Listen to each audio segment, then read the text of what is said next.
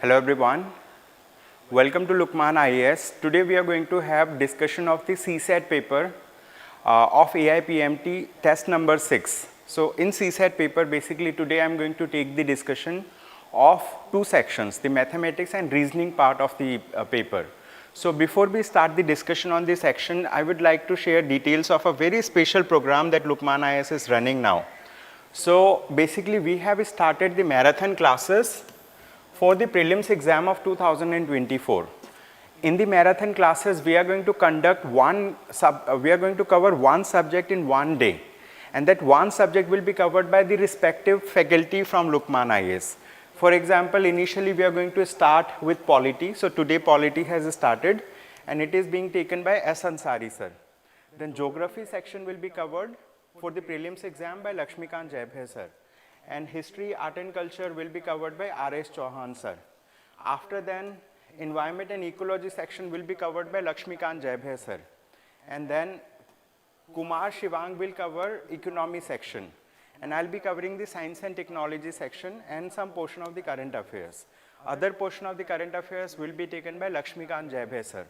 So basically in one day we are going to cover one subject for the prelims exam. And so within a period of, let's say, from 1st of April till 10th of April, you'll be able to revise all the subjects of GS paper for the prelims exam. And this program is very much affordable for all the candidates. I mean, like for Lukmaan IAS students, like the fee is around 500 rupees, and for new students, it is around 1100 rupees, okay?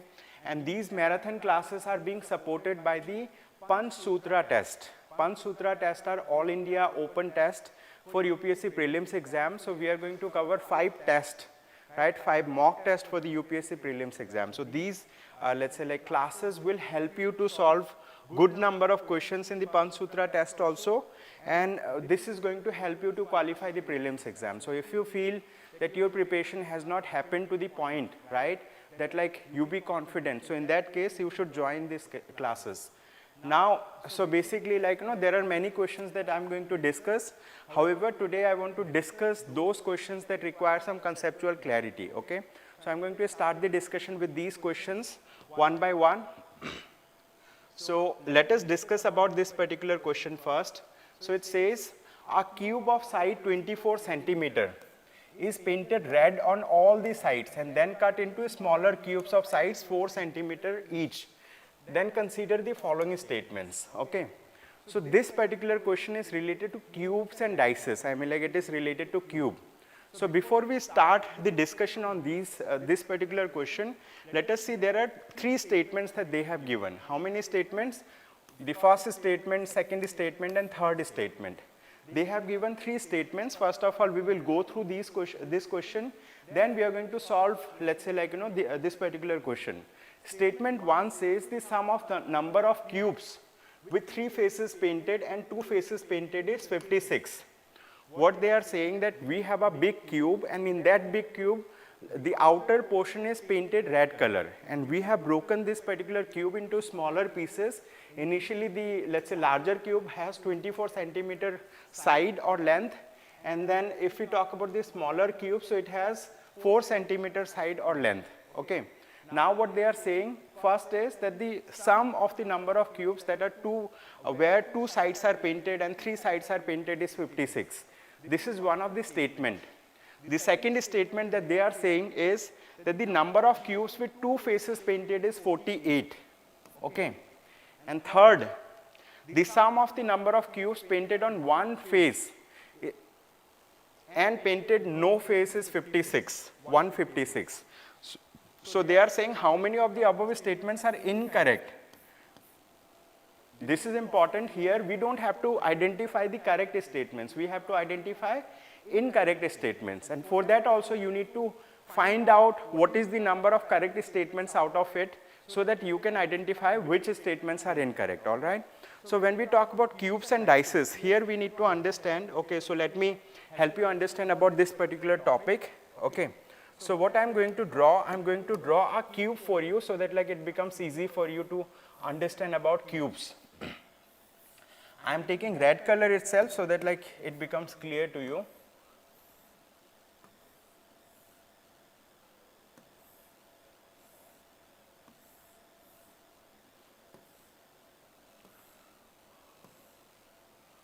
So this is how a cube looks like, okay? This is the structure of a cube. Just rough diagram of it. Here we need to understand about a few important things related to the cube.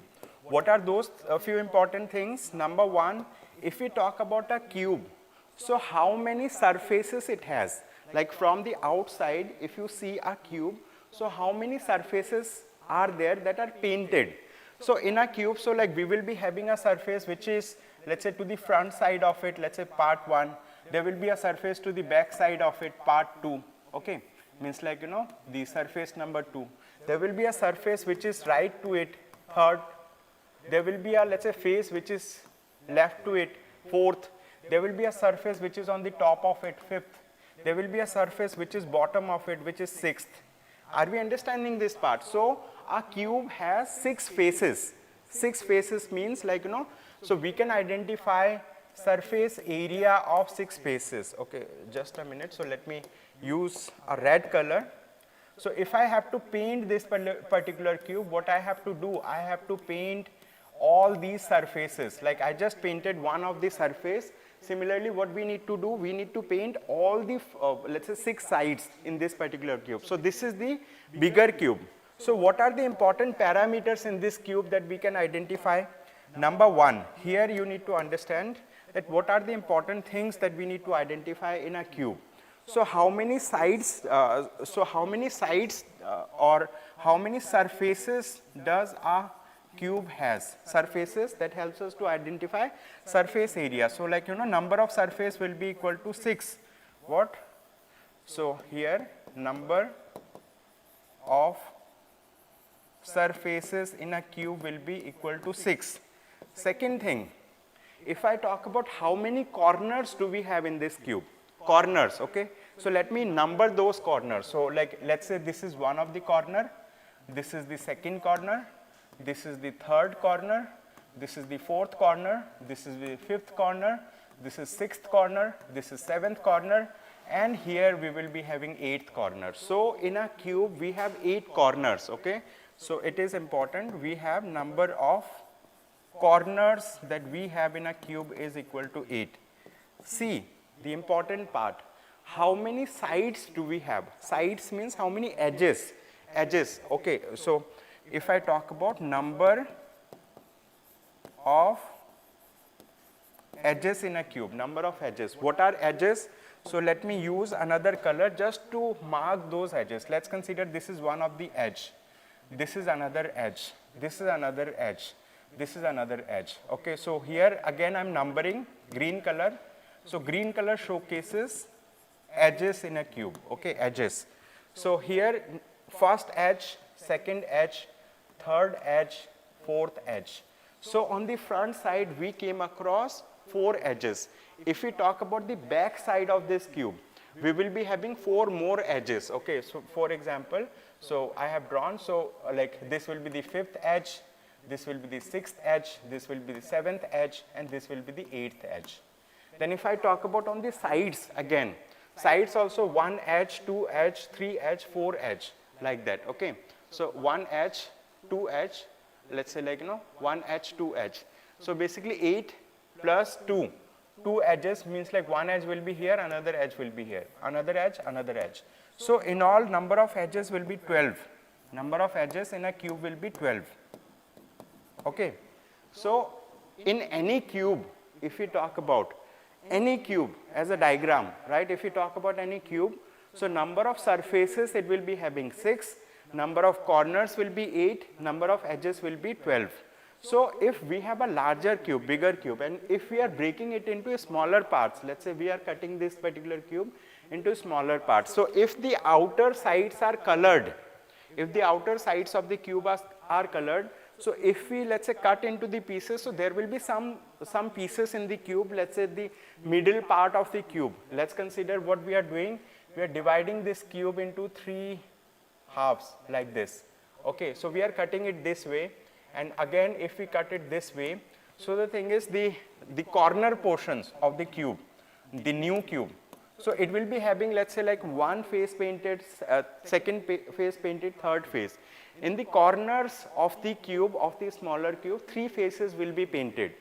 If I talk about the cubes that are there in the middle over here, okay, the cubes that we make over here, I mean like the smaller cubes, so it will be having only 2 faces painted. If we talk about the cubes that are formed from the within, the interior part, no faces will be painted. So it is important for us to understand that if we have a big cube, this big cube can be converted into smaller cubes, into smaller parts, and these smaller parts will not be having all the faces painted. Some of the smaller cubes will be having, let's say, 3 sides painted. Some of the smaller cube will be having, let's say, like, 1 side painted. Let's consider if I have a cube, if I take the upper portion over here, so only the 1 face will be painted. Some of the cubes which will be on this particular part, middle corner, like that, so they will be having 2 faces painted. So how do we calculate how many faces of a cube is painted? For that we a defined formula, okay. So what I'm going to do is I'm going to write the formula, and later on we are going to apply that particular formula to solve this particular question. So if I talk about number of cubes with no face painted, okay, one of the formula, so what I'm going to write over here is a formula, and using this formula you will be able to solve any question that is similar to this one. Not only specific this question, you will be able to solve any question, any number of question which is based on, let's say, similar things. So number 1, so the formula number 1, okay, formula number 1, so I'm just writing formula 1, okay, formula. So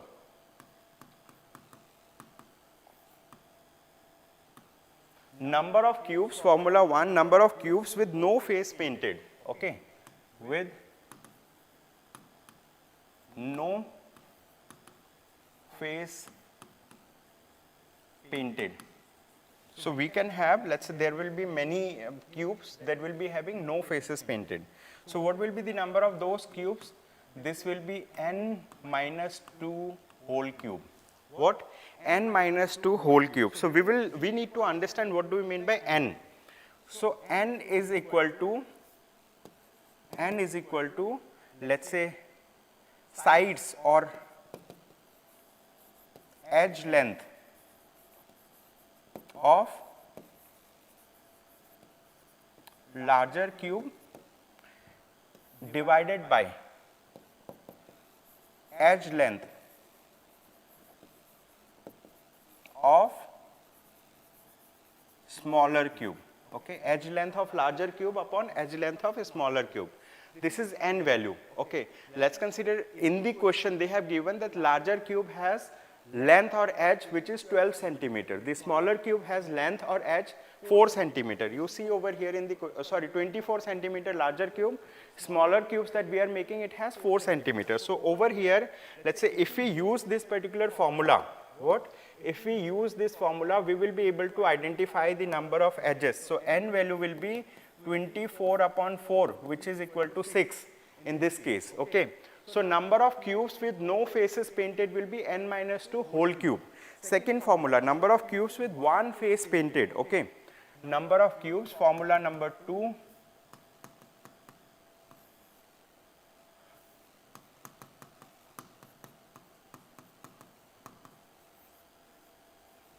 number of cubes with 1 face painted. How many face? 1 face painted is equal to 6 into n minus 2 whole square, okay, 6 into n minus 2 whole square. Then formula number 3, we are going to use all these formula in this particular question itself, okay. So this is number of cubes with 2 faces painted, okay, 2 faces painted. Number of cubes with 2 faces painted. This formula is also very important. It is 12 into n minus 2. 12 multiplied by n minus 2, okay. Then formula number 4,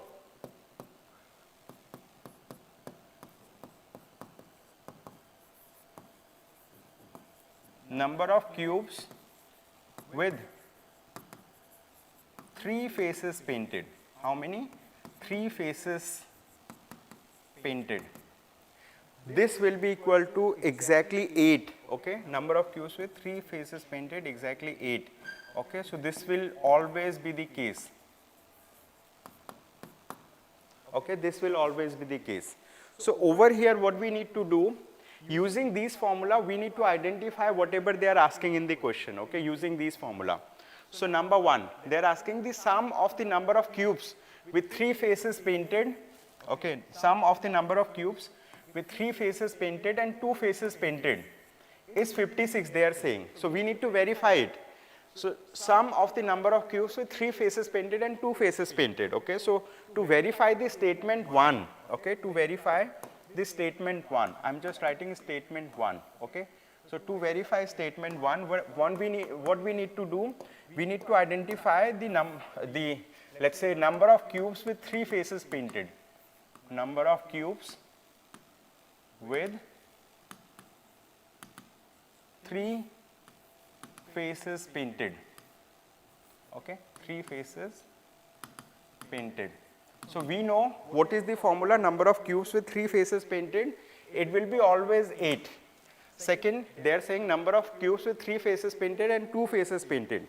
2 faces painted is 12 into n minus 2. What is the formula?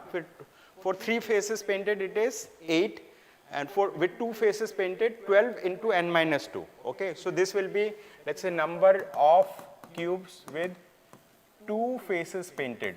Okay, 2 faces painted is equal to 12 into n minus 2 is equal to 12 into 6 minus 2, 12 into 4 is equal to 48.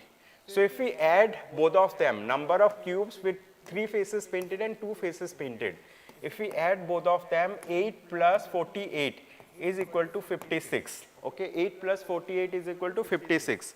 What it means, that the first statement is right. It says the sum of the number of cubes with 3 faces painted and 2 faces painted is equal to 56. What it means that statement 1 is correct. Okay, we need to identify number of incorrect statements here in this question. But what we have identified, number of correct statements. So similarly, we need to do for the other two. It says second statement, the number of cubes with 2 faces painted. We have already identified this. Number of cubes with 2 faces painted is 48. Is this statement correct? 48. Yes, this is also correct. Second statement is also correct in this question. Third statement, what it is saying, the sum of the number of cubes painted one face and painted no face, means sum of the number of cubes with painted one face and painted no face. Okay, so when we talk about this particular thing, means like third statement. Okay, so here what we have done is statement 1 we have identified, statement 2 is also identified, because for it answer is 48. In case of statement 1, the answer is 56. And now we need to identify sum of cubes with no faces painted and one face painted. So when we talk about the number of cubes with no faces painted, okay, with no faces painted, no faces painted, what is the formula? No faces painted, I told you about it. So this is equal to, let's say, n minus 2 whole cube, n minus 2 whole cube. N is 6 minus 2 whole cube. It means 4 cube. It means 4 into 4 into 4. 4 into 4, 16 into 4. This is equal to 64. Okay. Number of cubes with no faces painted. Okay. This is no and O. No faces painted. When we talk about number of cubes with one faces painted, what? One faces painted. So for one faces painted, we have written the formula, which is 6 into n minus 2 whole square. Now here what we need to do, we need to apply 6 into n minus 2 whole square, which is 6 into 6 minus 2 whole square. Now 6 into 4 square, which is 6 into 16. Okay, 6 into 16. 96. Okay, 96. So now if we add both of them, okay, in case of previous thing it was 64 and this is 96. We need to add both of them to get to know third statement whether it is correct or not. The number of third statement, the sum of the number of cubes with one face painted and no face painted is 156 they are saying. So over here it was 64, what we need to do, 64 plus 96. So this is going to be what, 160, means over here third statement is incorrect. Which statement? Third statement is incorrect. Okay. So how many statements are incorrect in this answer? How many statements are incorrect? Only one statement is incorrect, which is only one. Is this understood? So over here basically we had a larger cube, big cube, and what we have done, we have broken this particular big cube into smaller cubes. In smaller cubes means like this was a big cube, we have broken this into smaller cube like this. Okay, many smaller cubes like this, and after breaking it, right, we have repeated number of such smaller cubes. And in these smaller cubes, we are seeing whether one face is painted, two faces painted, three faces painted. Okay, so correct answer for this question is, correct answer will be option A, only one. Okay, so what you can do, like if you let's say like feel little difficult to understand, you can pause the video and then you can go back to the discussion. I'm going to let's say like continue with the series of discussion. All right. If in case if you have any question related to this question, this particular question, so in that case you may ask me. So now let us discuss another question. What it says, a clock is set right at 10 a.m. Okay, a clock is set right at 10 a.m. The clock gains 20 minutes in 24 hours. What will be the true time when the clock indicates 10 p.m. on the following day approximately? So to understand this particular question, what you need to understand is that, so we are now solving question number 10. Okay, we are solving this question. You need to understand that there is a clock like this which is being talked in this question. So in this particular clock, what happens, let's say this is 1, 2, 3, just a minute, 1, 2, 3, 4, 5, 6, 7, 8, 9, 10, 11. Okay, so this will be again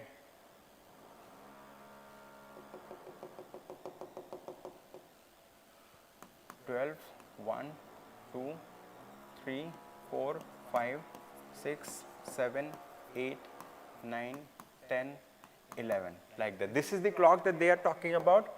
So in this particular clock, we will be having a, let's say, minute hand, and we will be having a having an hour hand. Hour hand means like which is smaller as compared to minute hand. So in this particular clock, what they are saying that this is one of the clock that we have, and there will be another clock. Another clock means which is a correct clock. Let's say like this is the other clock. This is the correct clock. So in this clock also 12, 1, 2, 3, 4, 5, 6, 7, 8, 9, 10, 11, like that. In this clock also, let's say like we have a minute hand and we will be having an hour hand like this. So this is hour, this is minute hand. Okay. So basically what they are saying that there is a clock which is set right initially. Set right means like it functions as the normal clock. Okay, it functions as the normal clock. But what happens, this particular clock gains 20 minutes in 24 hours. Gains 20 minutes in 24 hours means that, for example, initially if this clock is at 10 a.m., okay, if it is at 10 a.m., right, after 24 hours, this clock will be again, what I am saying, after 24 hours, this clock should be again at 10 a.m. Okay, this clock should be again at 10 a.m.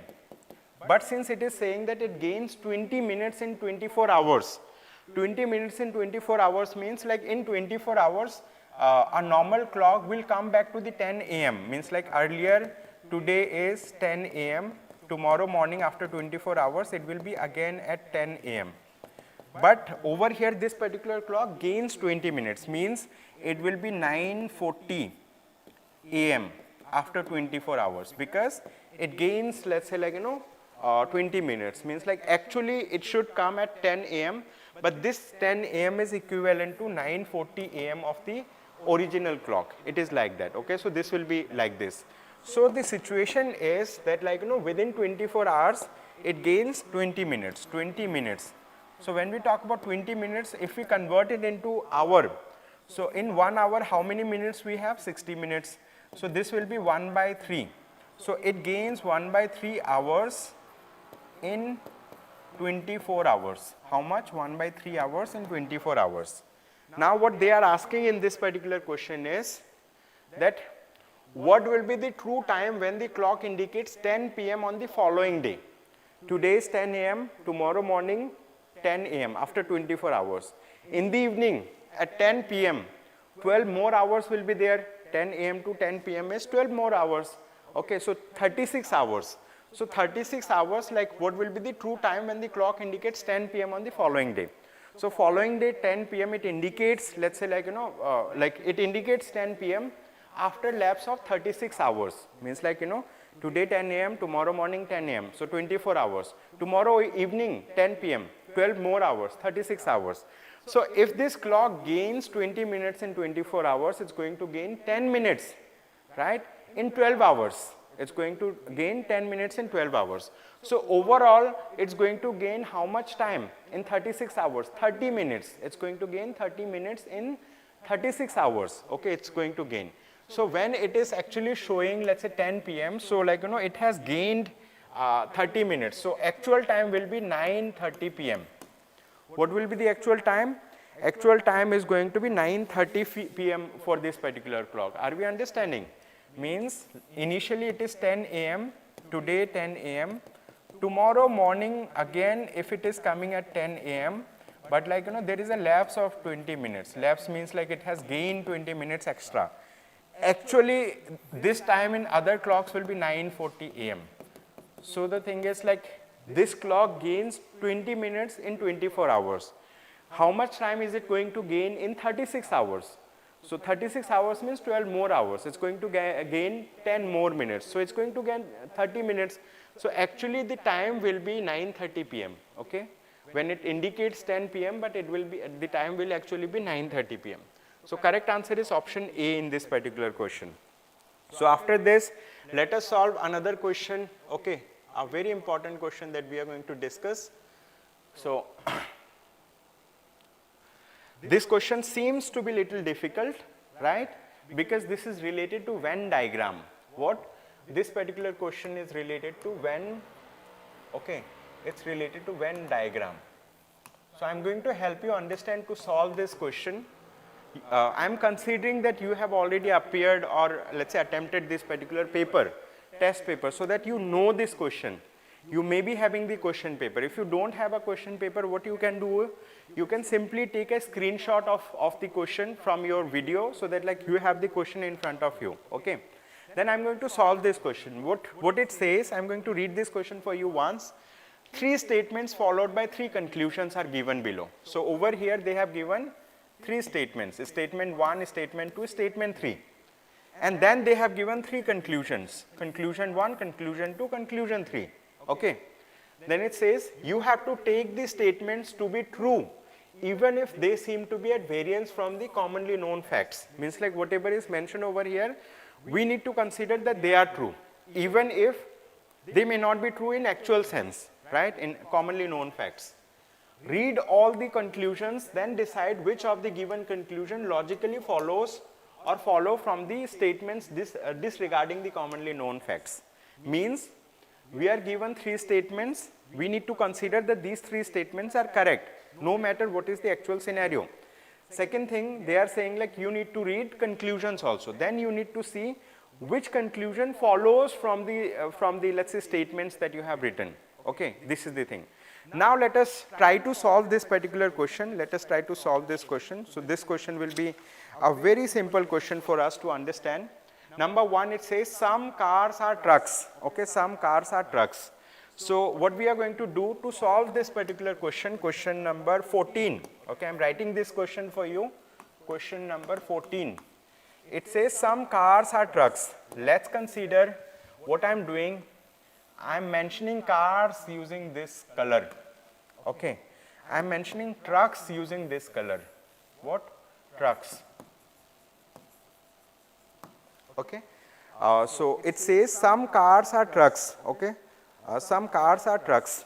This is, so trucks, yellow color, car, this other color, okay. Some cars are trucks, means like, Venn diagram, this particular diagram shows all the cars, this diagram shows all the trucks. So some cars are trucks, so this can be the relation, okay. Second, it says some motorcycles are bicycles, okay. Some motorcycles are bicycles. We will consider this statement also. Third statement, all bicycles are cars. They are saying all bicycles are cars. Okay, let's say if I have to draw bicycle, which is, let's say, like environment friendly, I am drawing this bicycle using color, what? Green. What green showcases? Green showcases bicycles, okay. They showcases, I'm just writing outside, okay, for our understanding, bicycles, okay. Green showcases bicycles. It says all bicycles are cars. What it means, that by any type of bicycle you have, it should be car, means like all the bicycles will be car, can be shown by this particular diagram, okay. All bicycles are cars, okay. So what we have done, we have drawn, let's say, like, mentioned the first statement in the diagram, we have mentioned the third statement also in the diagram. Now they say some motorcycles are bicycles. Now we also have to do motorcycle and bicycle, okay. So some motorcycles are bicycles. Let me draw the motorcycles using red color. If some motorcycles are bicycles, okay, let's say these are, red color shows motorcycles. If some motorcycles are bicycles, it will be like this. Means a motorcycle will be a bicycle, and we already know all bicycles are cars. So the thing is like there is a relation between them. So this is going to be the Venn diagram, okay. I hope you understand this diagram. Initially it says, it has given three statements, okay. I am going to read this statement from the question paper that I have printed with me. Number one, it says that some cars are trucks. These are cars and these are trucks. Some cars are trucks. Second, it says that some, like third statement, it says all bicycles are cars. So we have drawn the bicycles inside the cars. Then it says some motorcycles are bicycles, like that. But there is no information that motorcycles are trucks or not. So that's why we have kept it outside. Now they are giving three conclusions. Some trucks are bicycles. They are saying conclusion one, some trucks are bicycles. So is there any relationship between trucks and bicycles? No, there is no relation. So conclusion one, so what I'm going to do is I'm writing here, conclusion one, right, does not follow. What it says, some trucks are bicycles. First conclusion, some trucks are bicycles. These are, let's say, like trucks, and these are bicycles. There is no relation, so first conclusion does not follow. Second conclusion, what it says, some motorcycles are cars. What? Some motorcycles are cars, okay, some motorcycles. These are motorcycles and cars. Yes, there is a relation between them. So conclusion 2 follows, means like it is correct. Third conclusion, some motorcycles are trucks. It is saying some motorcycles are trucks. Are motorcycles trucks? No.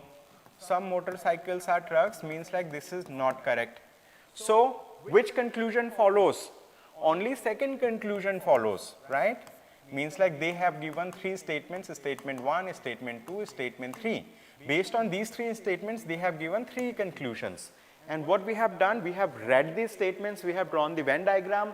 After drawing the Venn diagram, what we are doing, we have, let's say, cross-checked the Venn diagram with the conclusion that they have mentioned.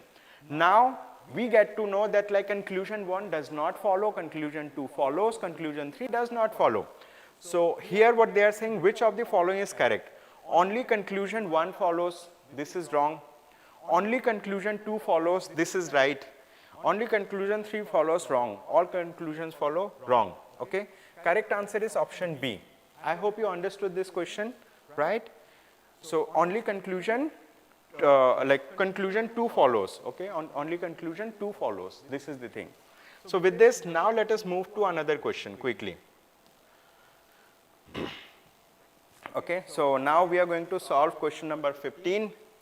So here we need to understand this question. This is, let's say, a question which is based on, right? This question is based on, let's say, logical reasoning. What you need to do, you need to reason out. So it says in a class there are 6 children. Okay, there is a classroom, it has 6 children. A, B, C, D, E and F. Okay, so they have named these children as A, B, C, D and F. This is, let's say, for our understanding, for simplifying the things. Having different heights, okay, so there is a classroom, it has 6 students and they have different heights. Some students are taller, some students are shorter.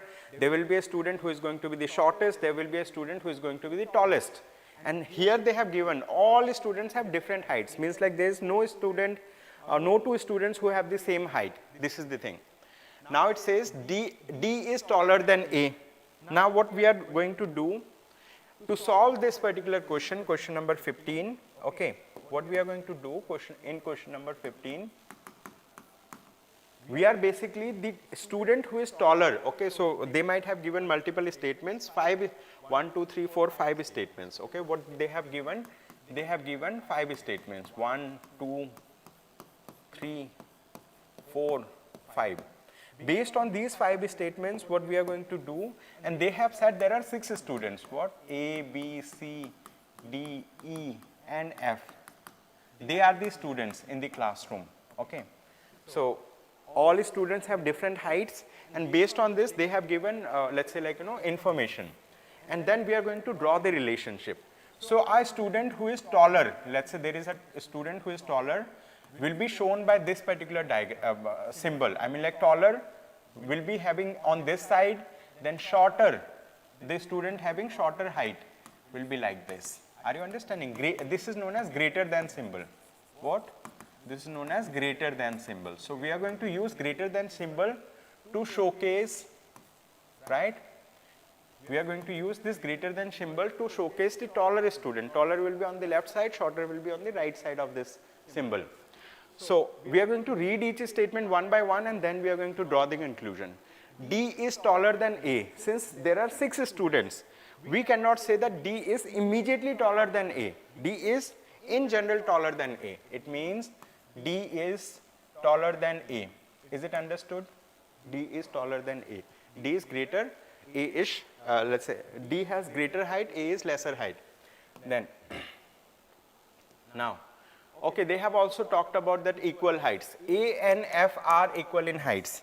What they are saying, A and F means whatever is the height of A, right? Whatever is the height of A will be equal to height of F. Okay, this is also important. So what we can do, I mean, like, over here, although we are drawing this diagram, here we are going to draw the conclusion part of it. What? The conclusion part of it. So here we got to know that overall D is taller than A, right? D is taller than A from first 2 statements, and A and height of A and F are same. Height of A and F are same, first 2 statements. Third, B is shortest, okay, B is shortest. It means, like, among all the students, B will come over here and all other students will have height greater than this. So over here, let's say, like, this is the conclusion part of it, as we have already discussed. B is shortest means B will be written at the last, right? There will not be any, let's say, like, any student who will be to the right of B. Means, like, B has the shortest height. So all other students will be having more height than B. Then let us, so what we have done, we have understood about first statement, second statement, third statement. Fourth statement, it says E is shorter than F. What? E is shorter than F. What it means? The fourth statement, E is shorter than F. So fourth statement says E is shorter than F. It means height of E should be less than height of F. And then if I have to draw a symbol similar to by following the previous pattern, it means F is taller than E.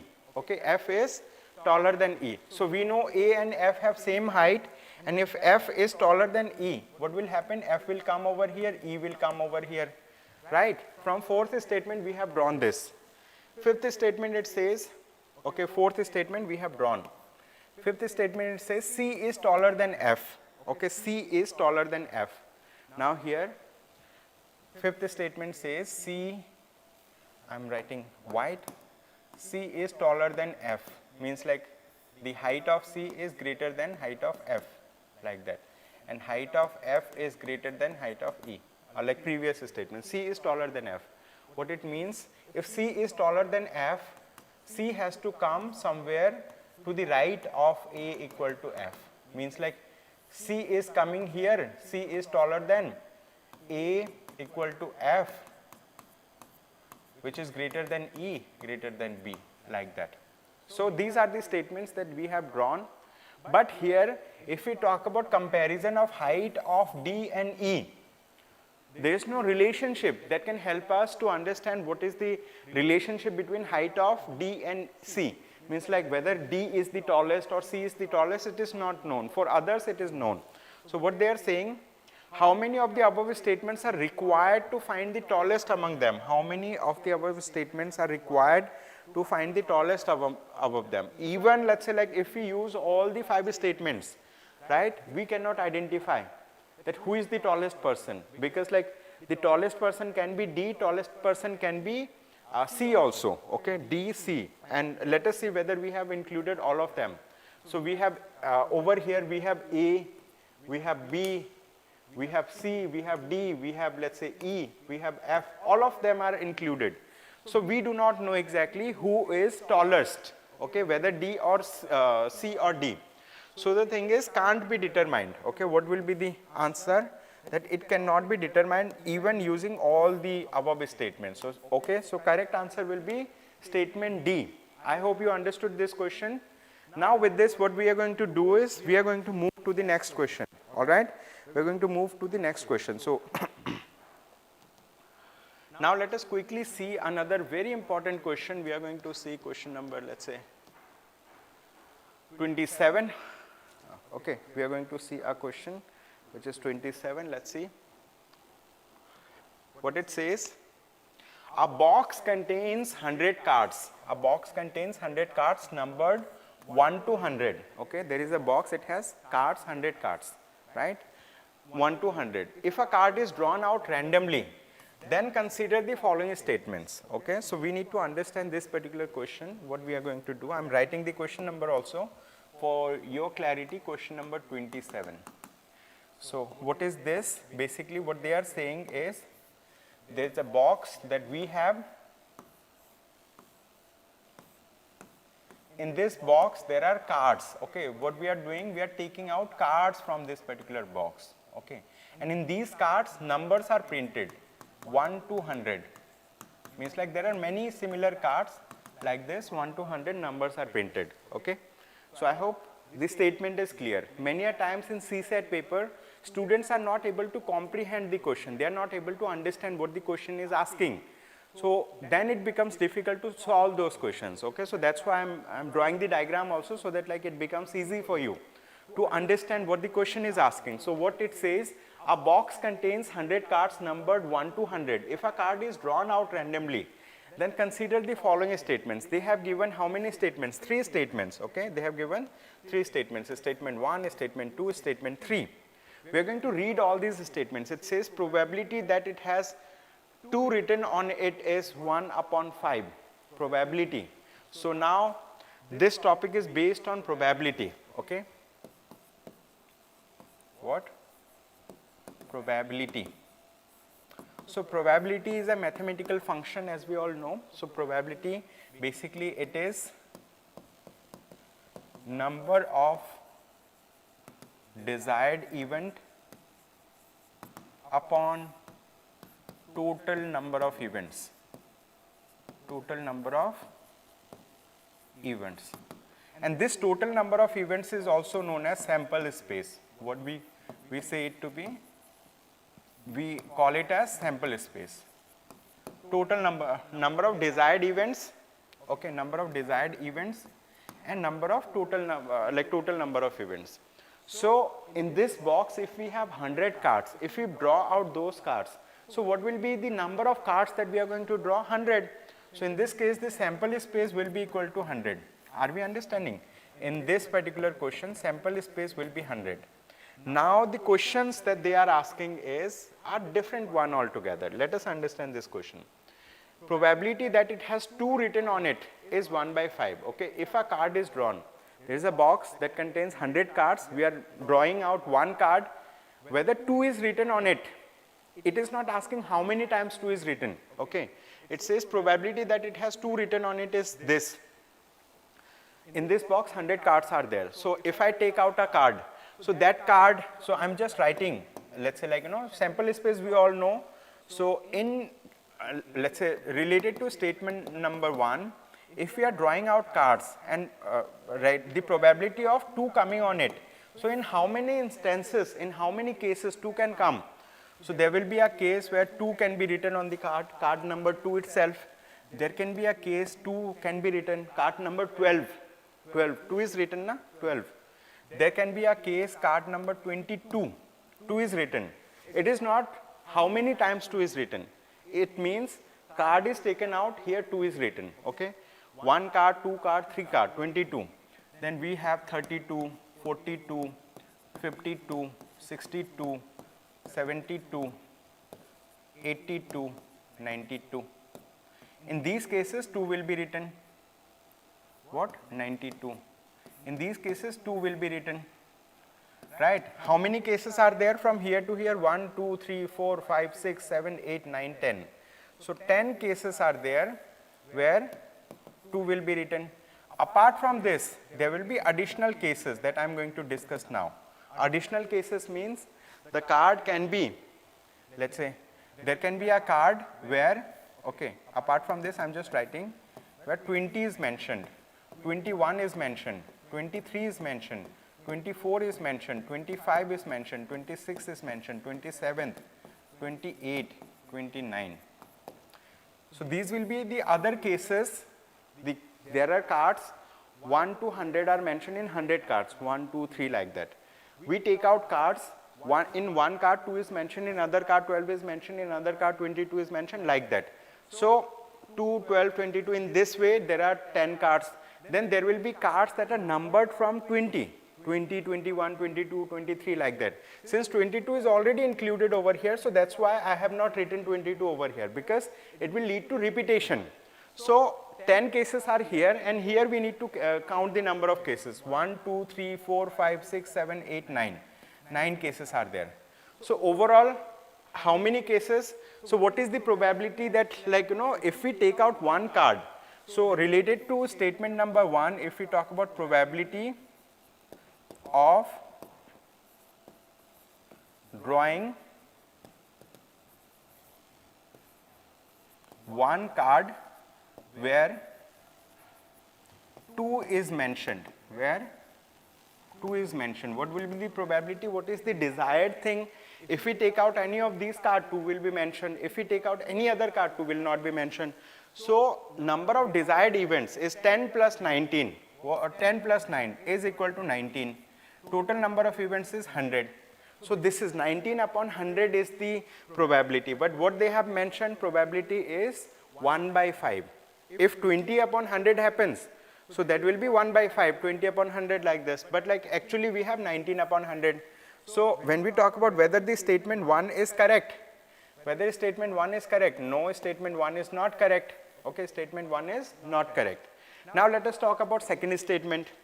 Probability that it has 0 written on it is 0.1. Probability that it has 0 written on it is 1 by this thing. Okay, so now let us discuss about this particular thing, whether 0 is written on it or not. So in how many cases 0 can be written on the card? Okay, so I hope the statement 1 related thing is clear to you. Now let us discuss about statement number 2. Okay, statement number 2 says that probability that 0 written on it. So in how many cases 0 can be written? Card number 1 has 1 mention in it, 1, 2, 3. So these are natural numbers. So these cards are numbered natural numbers. We all know what are natural numbers, right? School, mathematics, 9th standard, right? So basically here they are saying 0 written on it. In how many cases 0 can be written? If card is numbered as 10, right?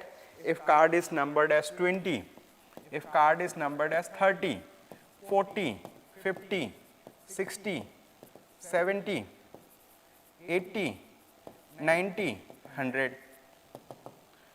The cards where the number is 10, 20, 30, 40 means like in multiples of 10, 0 will be mentioned. So like this will be counted as 1. We just are seeing whether 0 is mentioned in this card or not. We are not seeing number of times 0 is mentioned in this question. Like this question is fairly simple.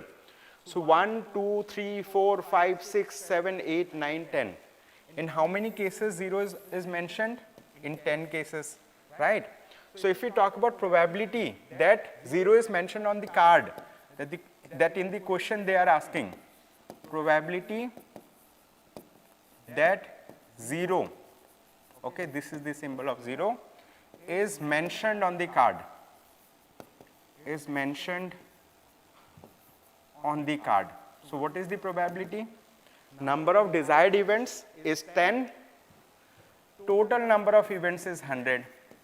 So this is 10 upon 100, which is 1 upon 10. This is equal to 0.1. Are you understanding? Second statement is 0.1. So second statement is correct. Statement 2 is correct. Okay? Statement 2 is correct here. Now let us talk about the third statement.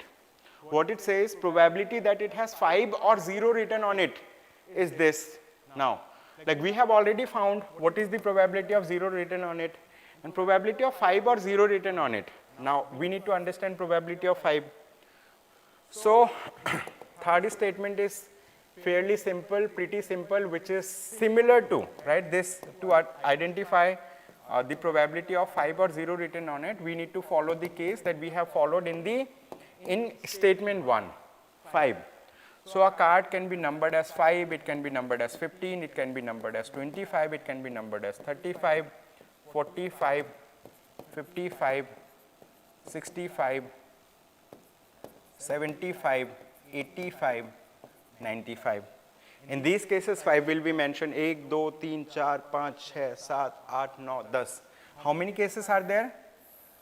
10 cases, 5 are mentioned. Apart from this, let's say like, there will be other cases where 5 can be mentioned in the card. For example, there is a card that where 50 is mentioned, 51 is mentioned, 52 is mentioned, right? 53 is mentioned, 54 is mentioned, 55 already taken, you see. So 55 will leave, 56, 57, 58, 59. After then 60 will come, so that's a different thing. So in how many cases it is the thing? 1, 2, 3, 4, 5, 6, 7, 8, 9. 9 cases, right? 5 can be written. So overall total number of cases where 5 can be written is, let's say like, here 10 plus 9, 19. So probability that 5 is mentioned, probability that 5 is mentioned in the card is equal to 19 upon 100. But what was the probability that 0 is mentioned on the card? Here they have asked that 5 or 0 is written on the card. So probability that 0 is mentioned on the card is, let's say it is 10 upon 100. We need to add both these cases. Probability that 5 is mentioned is 19 upon 5. Probability that 0 is mentioned is 10 upon 100. Okay, 19 upon 100, 10 upon 100. So this is 29 upon 100. Okay, this is 29 upon 100. This is right and this one is right. Okay, so this one is right. Are you understanding? So third statement is also right in this case. Third statement. Okay. Are you understanding? Second and third statements are correct. So they are asking how many of the above statements are incorrect. This is also important. They are not asking correct. They are asking incorrect. Incorrect is only one statement is incorrect, which is A, only one. I hope it is understood. Only one. A is incorrect. So with this, let us now quickly move to another question. Okay, we are going to move to another question. Question number 28. Let's move to this question. So this question is based on a different logic altogether. It says 4 girls from batch A and 6 girls from batch B. Okay, so there are different batches, right? 4 girls from batch A, 6 girls from batch B together can do a project in 5 days, while 5 girls from batch A and 10 girls from batch C together can do it in 4 days. 3 girls from batch B and 4 girls from batch C together can do it in 10 days. Okay. Then how many girls from school A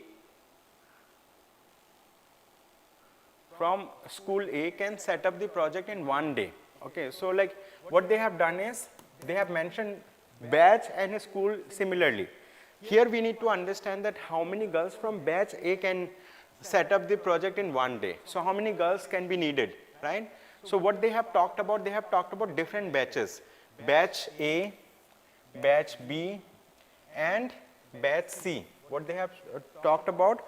They have talked about different batches, batch A, batch B and batch C. Okay. So here we need to understand that to complete the, so just a minute. Question number 29, okay. I'm just writing here in the board so that like you understand. I'm going to show these statements once again, or I'm going to read it from the paper. It says, 4 girls from batch A and 6 girls from batch B together can do a project in 5 days, okay. So this is 4 girls from batch A plus, right, how many girls? 4 girls from batch A and 6 girls from batch B, okay. 6 girls from batch B can together complete a work in 5 days. Okay, is it understood? 4 girls from batch A, whatever is the productivity of the girls from batch A, that multiplied by 4. Whatever is the productivity of girls from batch B multiplied by 6 into total number of days. They take 5 days, okay, can finish a work in 5 days. Then second, while 5 girls from batch A and 10 girls from batch C, okay, 5 girls from batch A, 5 girls from batch A plus 10 girls from batch C can together complete the project, can together complete the work in 4 days, okay, in 4 days. This is, now third it says, okay, so we have read in 4 days. Now they are saying 3 girls from batch B and 4 girls from batch C together can do it in 10 days. 3 from B, 4 from C, 10 days, okay. 3B plus 4C, they can together do the work, complete the work in 10 days, okay. 4 girls from 3 girls from batch B and 4 girls from batch C together can do it in 10 days, okay. So this is the equation that we have drawn, okay. So this equation basically, let's say what we can do is, to solve this equation we need to equate different parts of the equation, okay. We need to equate different parts of the equation. So let us understand about relation between A and C. So this is, let's say, one part of the equation. This is equivalent to this one. This is equivalent to this one, okay. What we are doing, let's say, like, you know, I'm writing it as let's say like the first equation, the second part of the equation, the third part. What we do, if we equate the first and third, we can equate it, okay. So this is 4A plus 6B into 5 is equal to 3B plus 4C into 10, all right. So now we need to equate this equation, like, you know, we need to identify the relation between them, okay. So here what we need to do is, for example, 6 into 5, if we multiply this particular thing, which is 520A, then 30B will be equal to 30B plus 40C, okay, 30B plus 40C. So 30B will get cancelled. Are you understanding? If we take it to the right side, so plus sign will get converted into minus sign. So we can cancel out 30 equivalent. Now what we need to do is 20A is equal to 40C. So from here we can get the relation between A and C, 20A, 40C.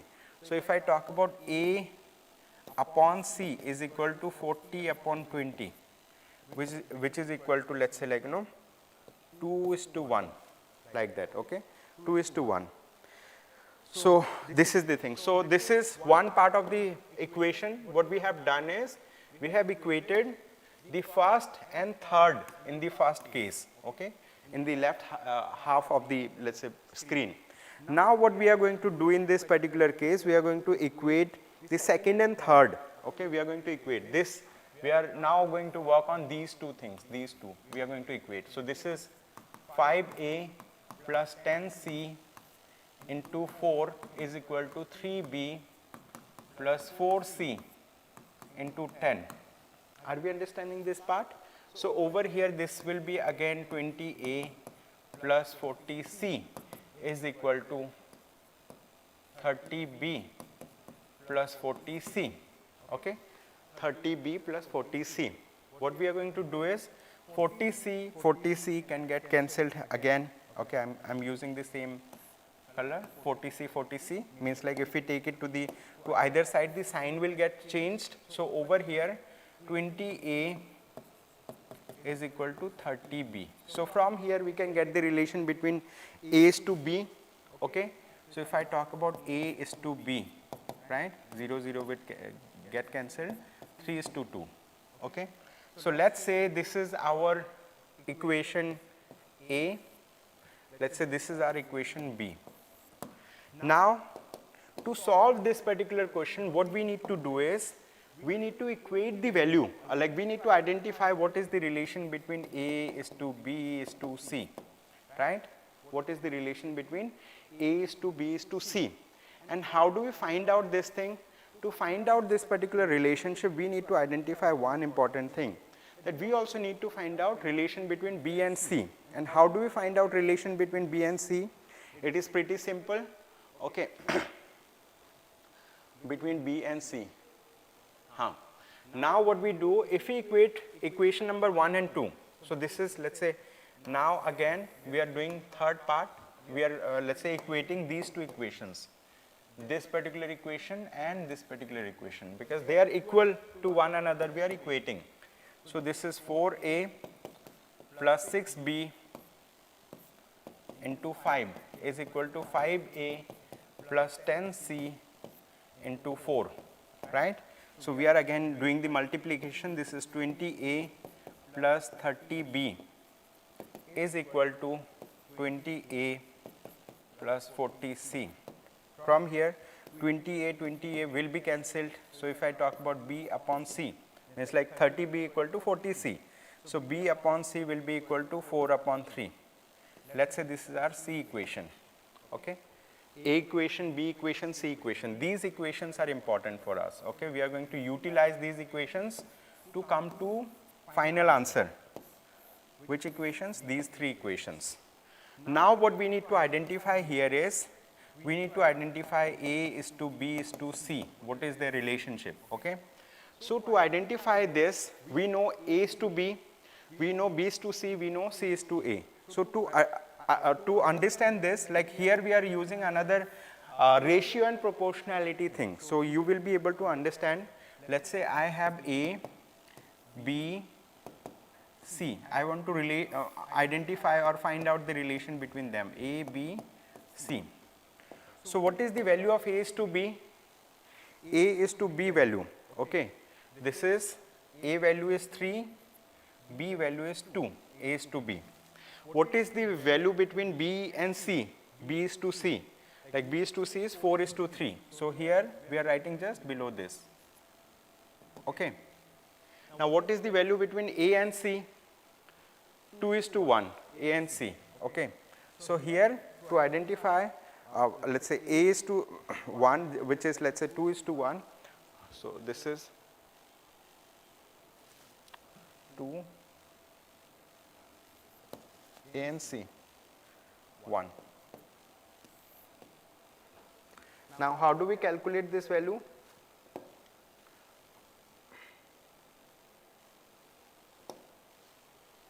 Okay.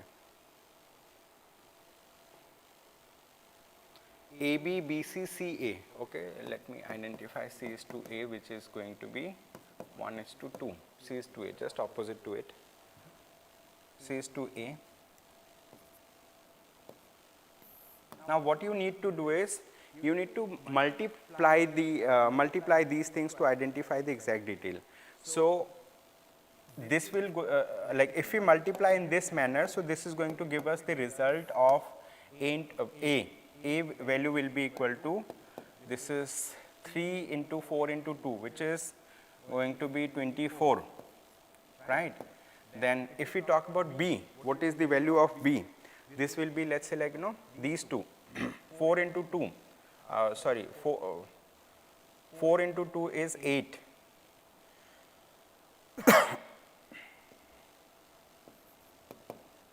Then if we need to identify the value of C, okay, value of C only, 8 into 2, 16. Then if we need to identify value of C, again, we need to multiply this particular thing, which is 24 into 16 into 6.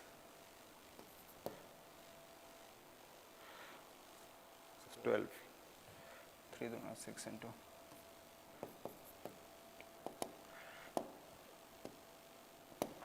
So basically here, what we can, if we do a, let's say like, a sample fraction of it, we will get to know that A is to B is to C is equal to, A is to B is to C is equal to 6 is to 4 is to 6 is to 4 is to 3. Okay, 6 is to 4 is to 3, like that. This is the thing. So after identifying this particular thing, what we need to do, we need to identify total work that these people are doing. What? Total work. So to understand about total work that they are doing, we will use any of these equations. Which equations? The equations that we have written, these equations. So these equations will give us total work done. This one part or this part or that part, okay? Total work done will be equal to, or we can, let me write down here itself, total work done by these people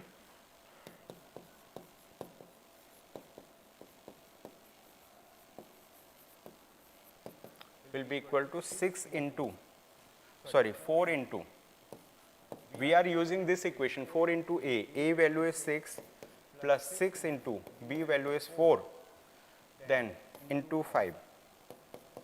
This is the total work done. This will be similar to this one, okay, this will be similar. So this is 24 plus 24 into 5. So this is 48 into 5, 48 into 5, 240, okay, 48 into 5 is 240. This will be the same. If you multiply here also 5 into A, which is 5 into 6, plus 10 into C, which is 3 into this. So total work done is 240 units.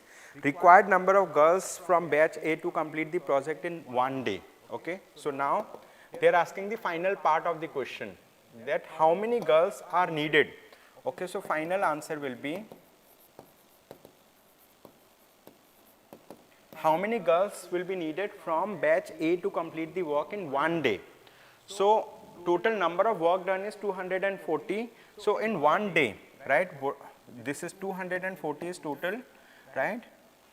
Final answer means like how many days will be needed by girls from batch A is 240 total work divided by their productivity.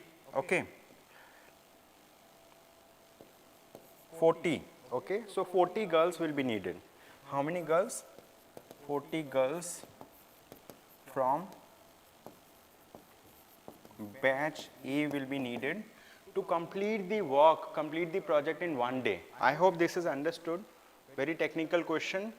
Correct answer will be option B in this case. Option B is the right answer. Okay. So I hope you understood how do we calculate the total work. So this is, let's say, 4A plus 6B in, let's say total work is 4A plus 6B into 5. Then 5A plus 10C is equal to 4. So similarly, let's say like is equal to the number of days that they take. Okay. Similarly, we have solved this question. You can revisit this question to understand it, right. So what we are going to do is, we are going to solve another question. Question number 29 now. Okay. This question is based on a different league altogether. What I'm doing today is I'm taking questions from different areas so that like you understand each areas clearly, and then you may think of solving, let's say like CSAT questions in the paper. Now we have another question. It says the head of a newly formed government desires to appoint 5 of the 6 elected members. Okay. So there is a government which is formed, and the head of the government, let's say like he has 6 members who are elected, which is A, B, C, D, E and F, to portfolios of home, power, defense, telecom and finance. Okay. So the thing is like there are 6 people who are elected, and the head of the government, he wants to appoint these 6 people into 5 portfolios. Only 5 portfolios means one of the person will not be appointed. Are you understanding? Out of 6 people, 5 people will be given portfolio, like Ministry of Home Affairs, Ministry of Power, Ministry of Defense, Ministry of Telecom, Ministry of Finance, like that. So here it says A does not want any portfolio if C gets 1. So A says that out of these 6 members, A says that if C gets any of the portfolio, that I don't need any portfolio. Maybe it is possible that there can be different situations. Let's say out of the 6 elected members, A and C may be husband-wife. So they are saying, okay, if in case C gets any of the portfolio, I may not be needing any portfolio. Are we understanding? So this will be one of the way of thinking of it, okay? So A says that I don't want any portfolio if any portfolio is given to C, okay? Then it says D wants either home or finance or no portfolio. So D says, okay, out of these members, D says, I need either Ministry of Home Affairs or I need Ministry of Finance, like this. Or I don't want any portfolio. Are you understanding? So 6 people will be given 5. So D can be left out also. Means like if he is given home or finance, it's okay. Otherwise, he does not want any portfolio. F says that if B gets either power or telecom. Okay, now what F is saying, F is, let's say, another elected member. He says that if B gets either power or telecom, then he or she must get other one. Means F is associating with B, that if B gets power, Ministry of Power, then I want Ministry of Telecom. If B gets Ministry of Telecom, then F want, means like, Ministry of Power, like that. Then E insists on a portfolio. E says that I should get a portfolio if A gets one. Okay. E says that agar aapne A ko koi portfolio diya, I also need a portfolio. So are we understanding? So this has created a very complex situation. 6 people, 5 ministries, but there are conditions associated with it. Who is going to get which ministry? We need to decide based on the statements that are given over here. So how many statements they have given? They have given just 3 statements, okay? So what is statements? I'm just underlining is statement 1, statement 2, statement 3, okay? It says, statement 1, D home, B power, E telecom, F A defense, E finance is a valid combination. Is it a valid combination? Now let us see. D is getting home, okay? D, like first statement, D home. So D says D wants either home or finance. So D, this condition is fulfilled, okay? So either home or finance or no portfolio, means like D condition of D is fulfilled. Then what F says that if B gets either power or telecom, then he must get the other one. So B gets power. So F wants, let's say, the other one, telecom. This is also fulfilled from this statement. F says that if B gets either power or telecom, he must get the other one. Means like power or telecom mein agar B mein se B ko ek mila, then F wants the other one. Okay, so B got power, F got telecom. Now, A, there are conditions associated with A also. E insists a portfolio if A gets one. Means like if A is given a ministry, if A is given a portfolio, then E should also be given a portfolio. So A gets defense because defense is not given to any of the previous thing. And so E is given a finance. Okay, E is given a finance. Now, all these conditions are met. Is any condition left? A says A does not want any portfolio if C gets one, right, of the 5. Means here A got, A says कि अगर C को मिला तो मुझे नहीं चाहिए. So C did not get it.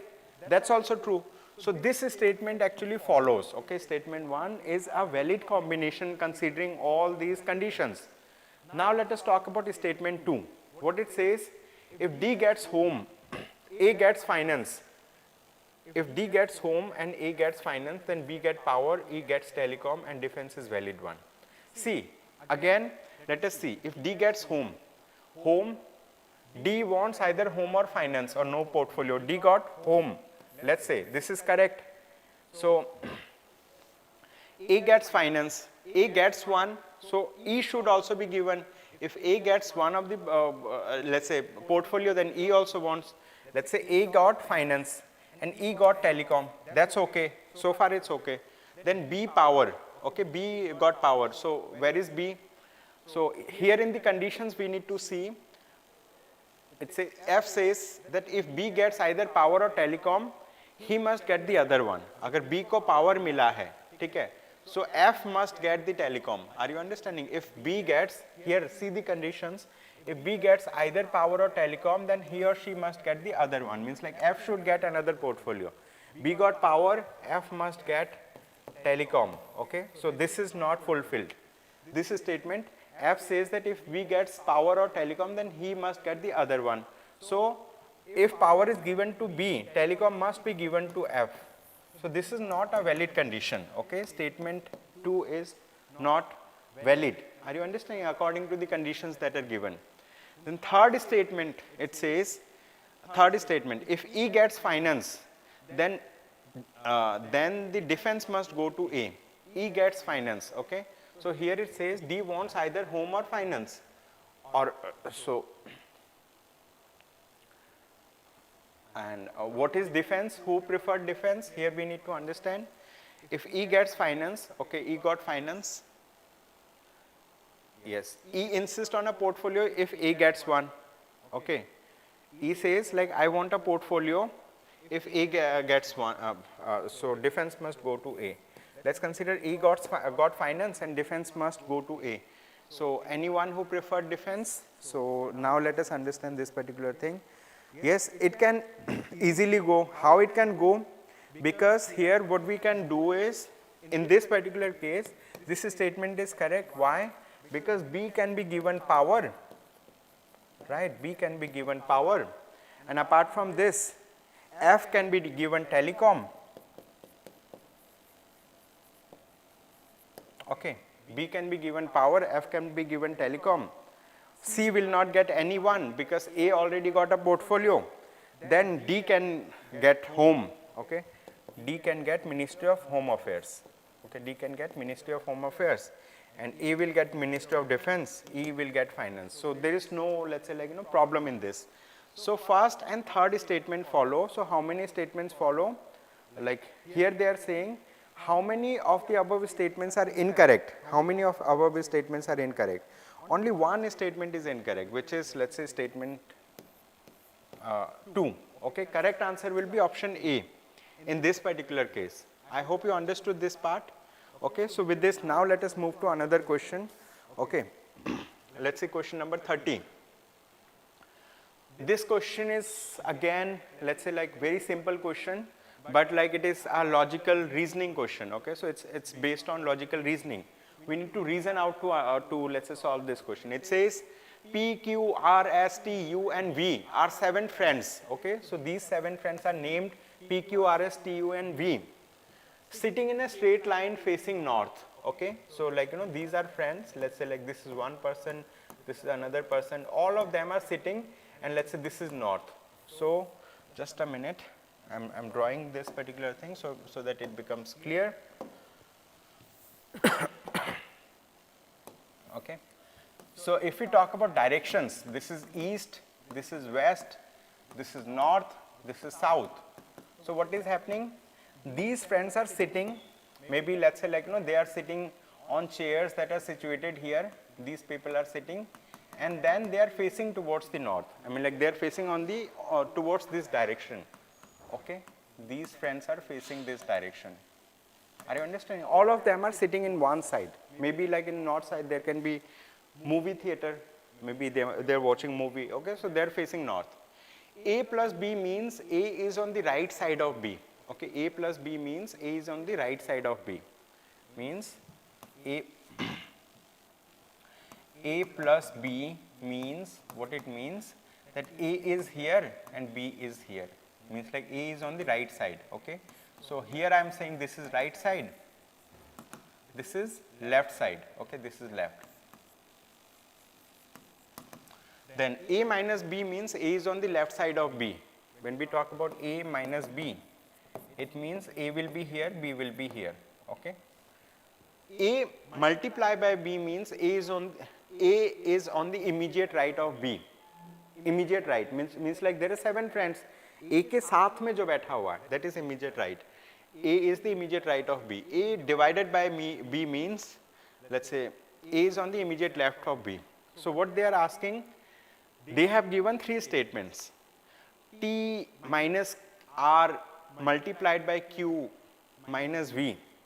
what we need to understand from these statements is that, like, you know, here we need to follow the mathematical rules. Mathematical rules says that, like, we need to use board mass. What? We need to use board mass, means like we need to open the bracket को open करना है, then we need to divide, then multiply, then add, then subtract. Okay, divide, multiply, add, subtract, like that. So initially we need to see whether there is any division or not. If no division is there, so we need to multiply. It means R into Q means A into B means A is on the immediate right of B. Means like R is immediate right of Q. Then Q minus V means what? Then let's say Q minus V means A minus B means A is on the left side of B. Okay, and Q minus V means Q is on the left side of V. So this is the thing.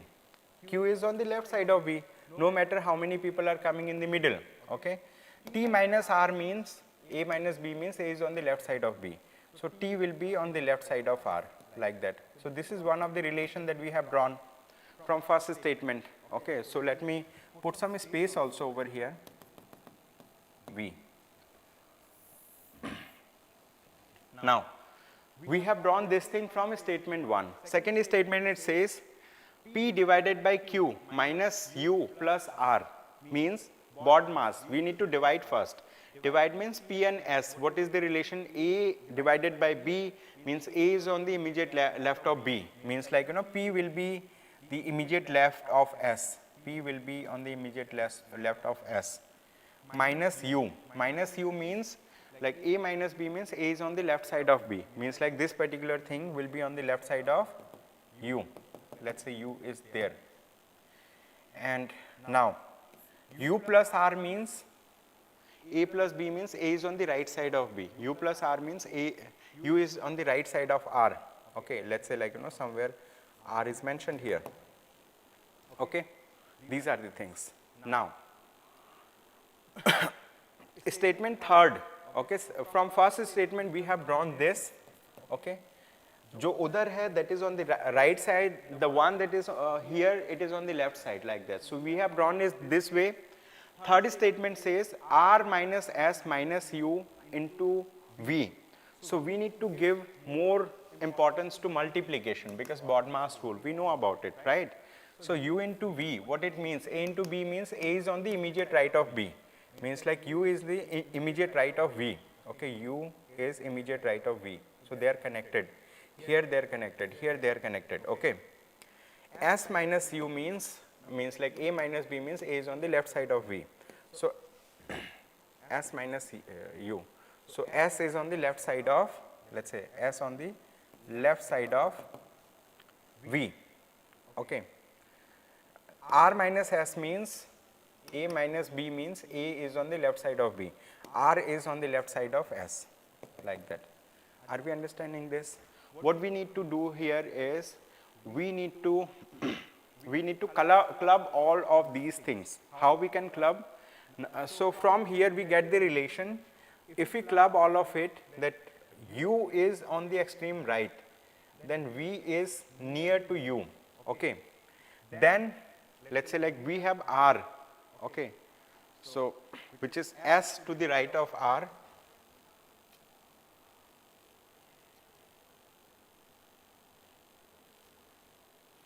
R minus S, R will be on the left side, S will be on the right side, right? PS, PS, they are immediate, okay.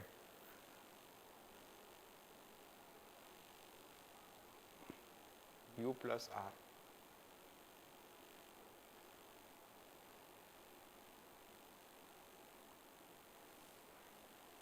From here,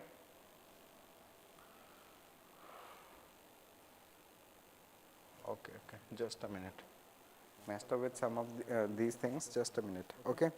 So from here what we get to know is, from here we can draw this inference that T will be on the, what they are asking is how many of the above statements are required to identify the person on the extreme left. Extreme left means a person who is on this particular part, okay. How many of them will be required?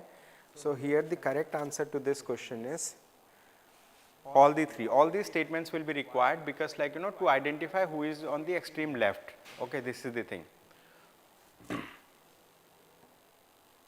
Just a minute.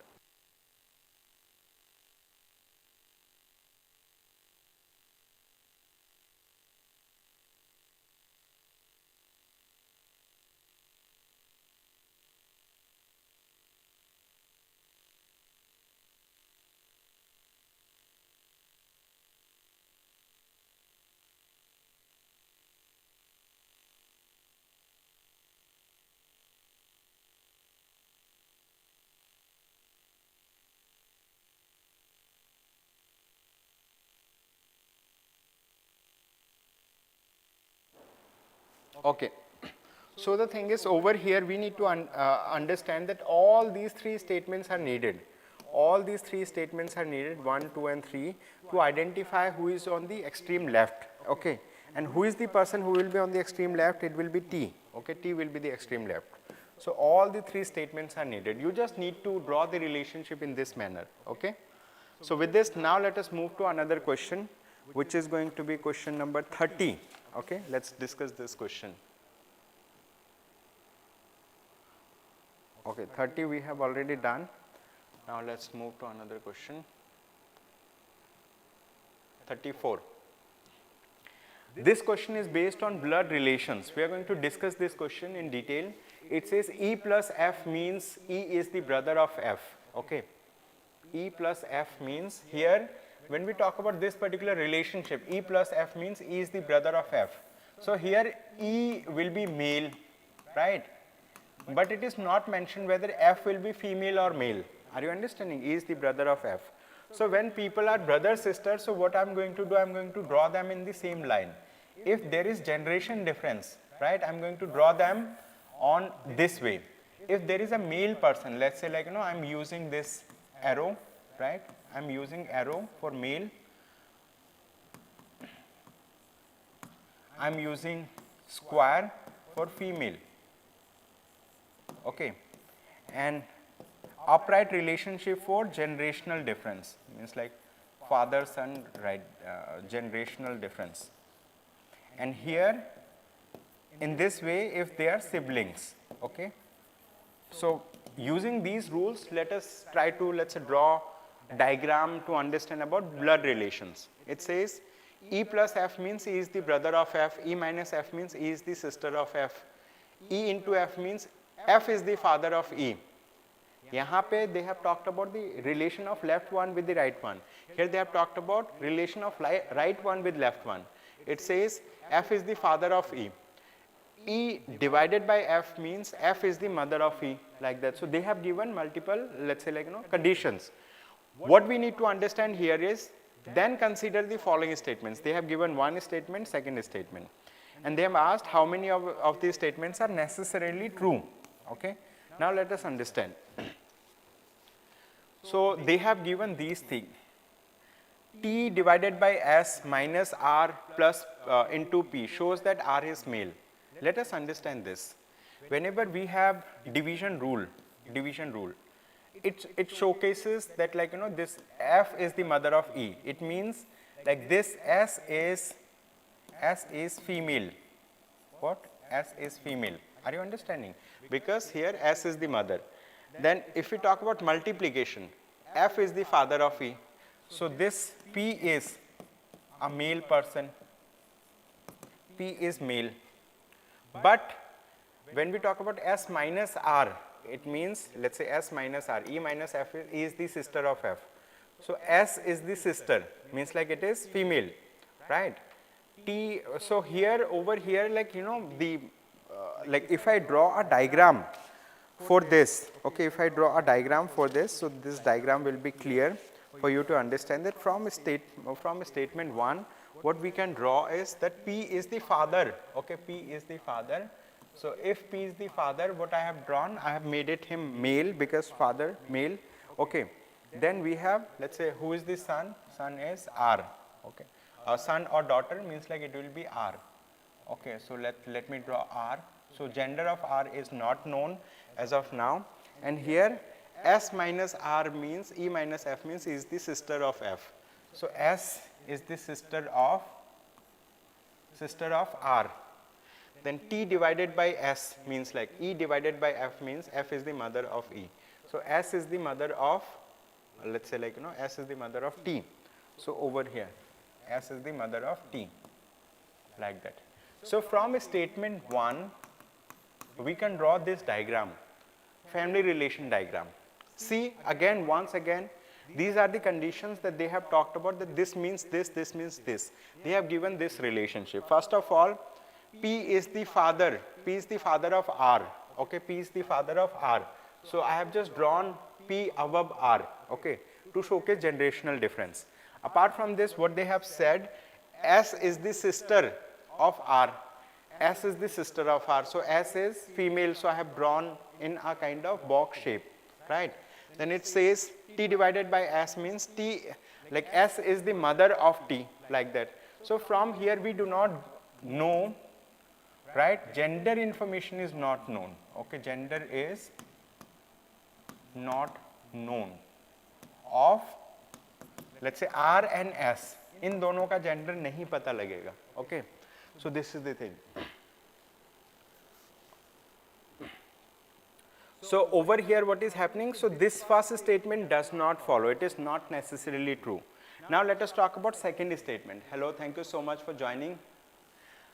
Second statement, it says T plus S into R divided by Q. So board mass. So what we need to do, first of all divide, then multiply, then do addition, then subtraction, like that. So here Q is the, here E divided by F means F is the mother of E. So Q is the mother, okay, so let me draw Q. So Q is the mother of what? Q is the mother of, let's say E. Oh, sorry, Q is the mother of R.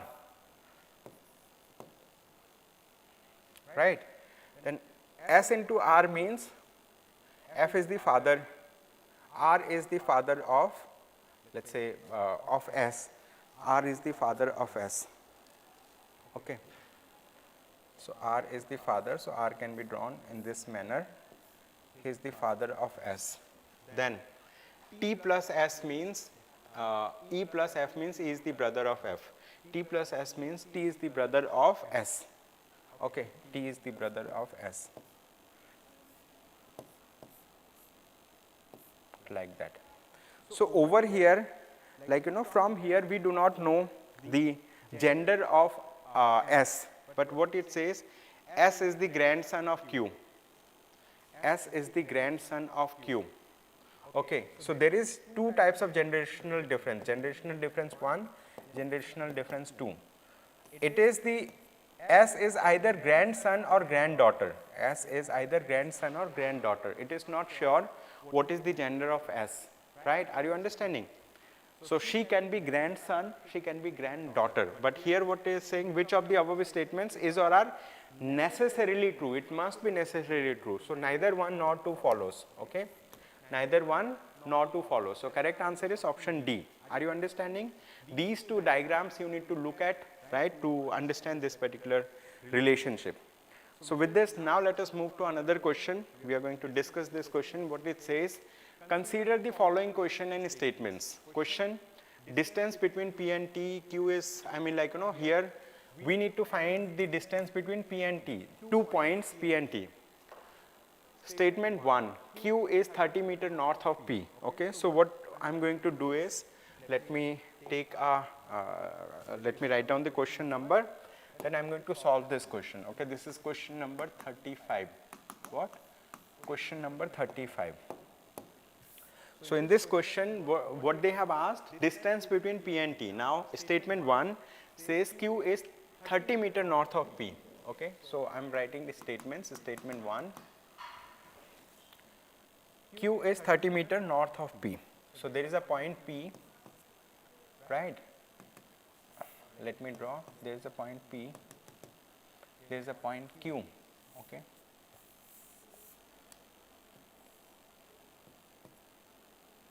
This is point P, okay, this is point P, this is point Q, and the distance between these 2 points is 30 meter north. Q is 30 meter north of P. Okay.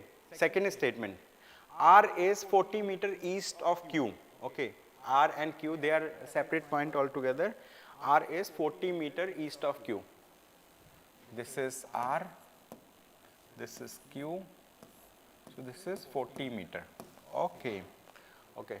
R is 40 meter east of Q. So this Q point is already known to us. So let me draw R. R is, let's say this is the point R. This R is 40 meter east of Q.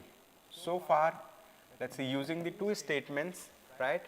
So statement 1, we have drawn this line. Statement 2, we have drawn that line.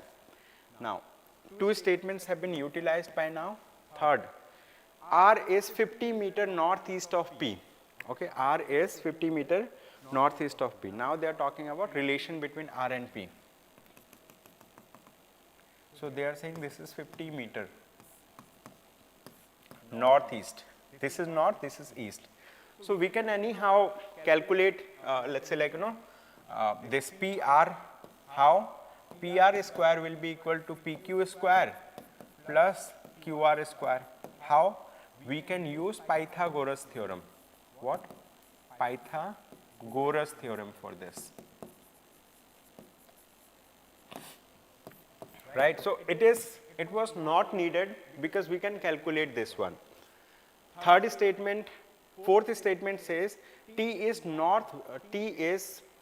dash meter. Okay, here I think there is a misprint, they have not printed. T is dash meter northwest of, like third statement we have seen, northwest of R. Okay, let me read it from the question paper. It is 20 root 2 meter. Okay, over here whatever is missing, this is 20 root 2 meter. Okay, T is 20 root 2 meter northwest of R. So this is R, the north of this will be this, west of this will be this. So they are saying there is a point T, let's say like, this is the point T. So this T point is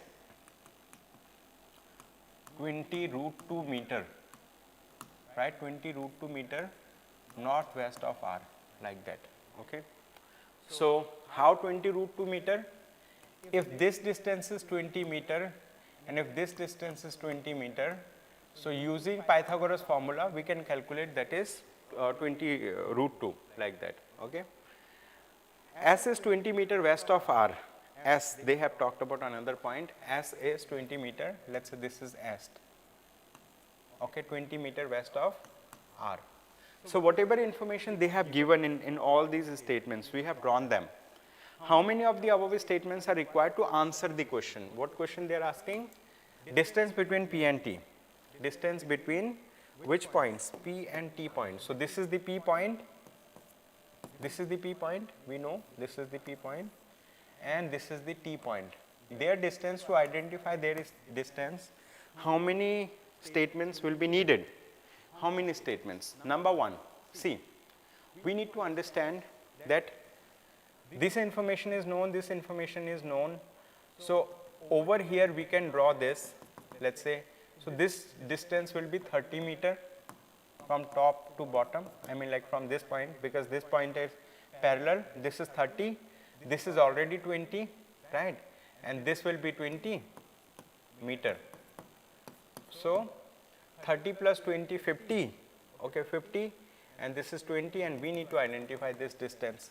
Means PT square will be equal to some, let's say like hypothetical point which is 20 meter away. I am writing S dash, P S dash square plus over here S dash to S dash S plus whatever is distance ST whole square, like that. Okay. So what is PS?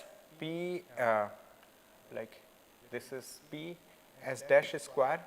So this will be 20 square plus 30 plus 20, which is going to be 50. 50 square, PT square.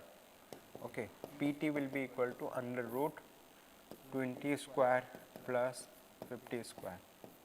Okay, so we can get the value of PT.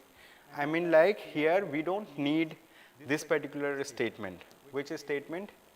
this 50 meter northeast of this statement is not needed. And just that statement is not needed, only how many statements are needed? We will be needing statements, how many?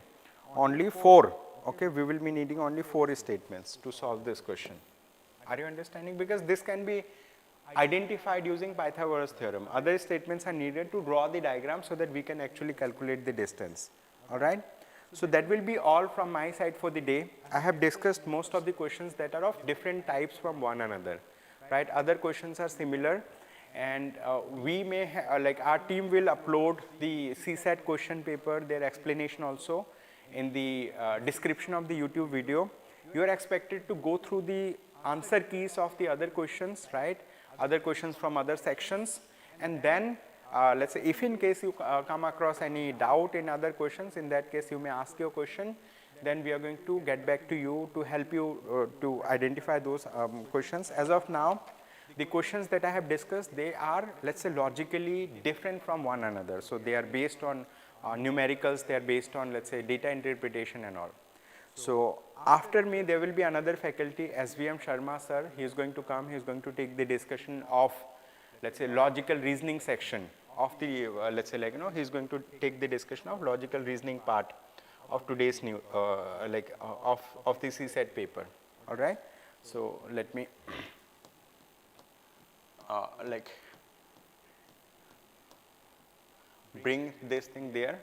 Most of the other questions are simple, you can go through those questions. If in case you come across any difficulty, I am always there, okay, to assist you with this, okay. So the English comprehension part will be taken by SBM Sharma sir. Thank you so much.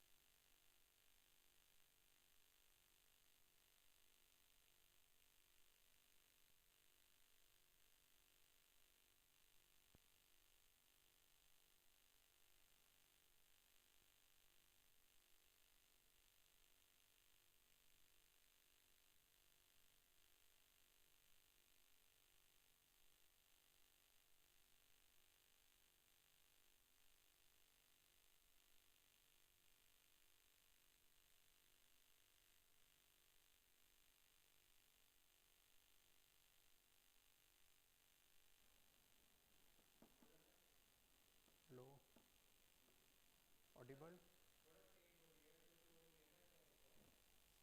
हाँ ठीक है,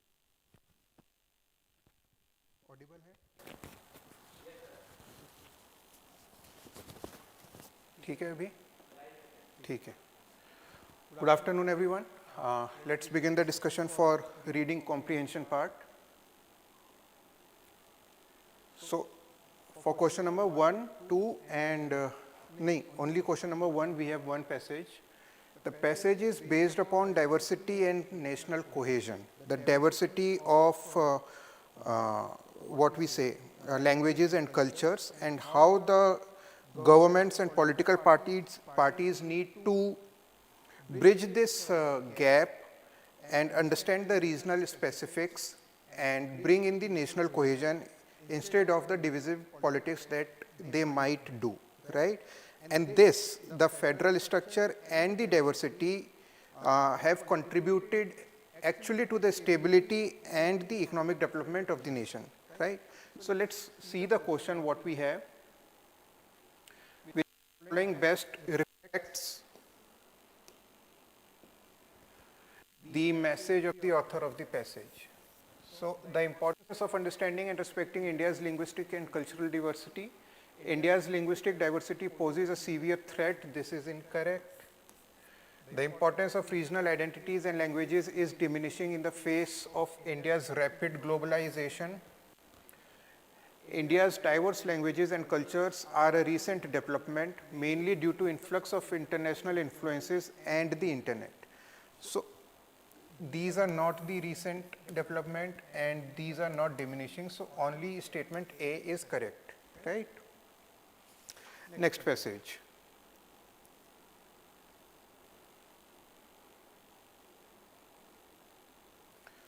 So for question number 2, we have one passage, and the passage is about the financial planning and the importance of certified financial planners.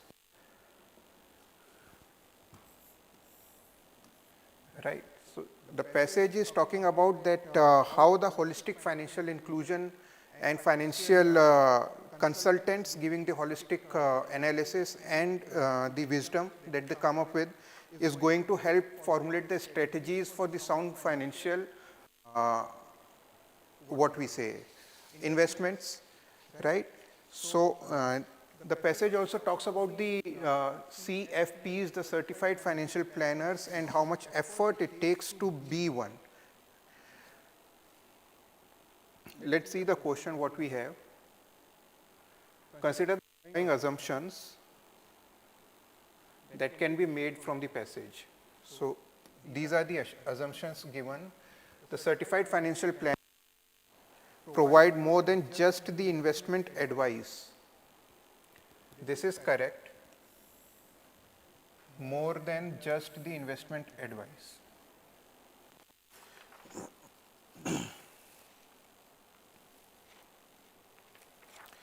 The second statement is the process of becoming a CFP is rigorous, which is very much evident from reading the passage that we have just seen. Statement 3, certified financial planners primarily focuses on selling financial products.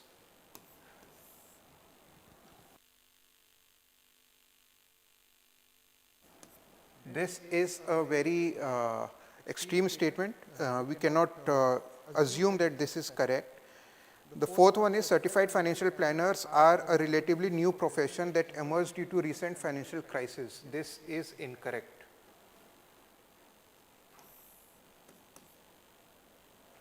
How many assumptions and which following assumptions? Only first. Only 2 assumptions, 1 and 2, sorry, right. This one is correct, and B. The right answer is option B. So for the third passage, we have 2 questions. Let's see the passage first. Right. So the passage is about human rights and global inequality, right? The passage is actually trying to raise the concern and bring the debate over the concerns that there is global inequality and human rights are not being addressed by the nations comprehensively. even if few cases of the human right violations are addressed, they tend to be inclined for the political benefits between the nation states and within the nation states itself, right? And the passage advocates for the concept of human rights economics, and it tries to bring our attention that the human rights shall not be seen as the commodification. Right? This is the whole essence of the passage. Let's see the questions now. What is the most logical assumption that can be made from the passage? So the first one is the concept of human rights is universally accepted and effectively implemented across all nations without significant challenges. So this assumption is not correct because the passage says that it is not actually being implemented across all nations, right? So this is incorrect. Second one is human right economics is widely implemented and successful approach to integrating human rights into global economic practices. Human rights economics is widely implemented and successful. We are not sure about whether it is successful or not, but it's, as the passage mentions, that the feasibility of human rights economics is unclear. So this assumption is also incorrect. Third one, for the UN's human rights vision to be effective, there must be a shift from individual and national self-interest to a collective approach. So this is the approach that we need to have efforts on a global basis, right? Not in a segmented basis within a country or between the nations, or when we focus on the selective cases of human rights violations, rather on a pan-global basis. Only the third statement is the right assumption that we can have from the passage. Right, the fourth question.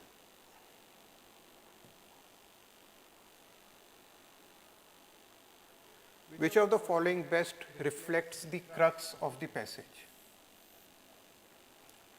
Right, the first one is the UN's new human rights vision has been universally accepted and is making rapid progress.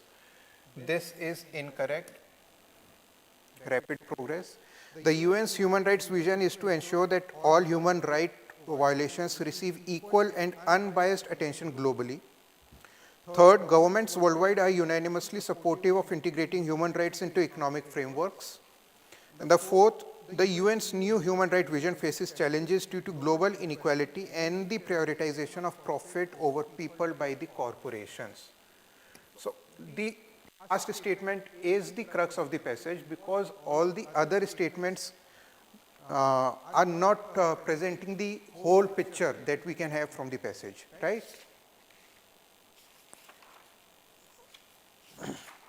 Now what we have is next passage with for question number 11.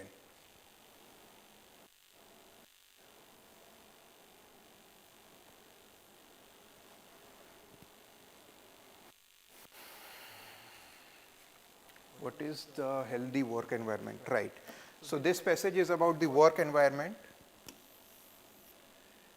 That is the cornerstone of the organization's success. And if a healthy work environment leads to the higher productivity by the employees, and what we see from the passage is that favoritism, lack of clear direction, and the top-down management, micromanagement, rigid structure, and the lack of support are the few of the things which actually hampers the outcome of the efforts that the employees are making, right? And a balanced or a healthy work environment will lead to, will actually reduce what we say, reduce the mental and physical stress that employees might be having, the burnout, and improves the creativity again. And how can this be advanced? How does the healthy work environment can be advanced in any of the organization is through communication, collaboration, and embracing the diversity, having an inclusive workspace. These are the few things that we need to keep in mind, and the emphasis is also on the teamwork, right? So let's see the question from this passage that we have.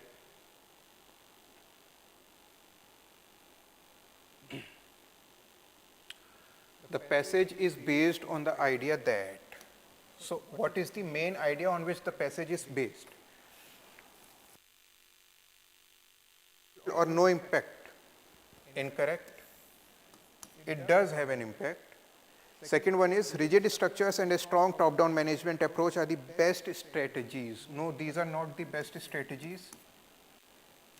Third one is the passage toxic workplaces impact the employee's efficiency, and there is a need for embracing open communication and diversity for employee well-being.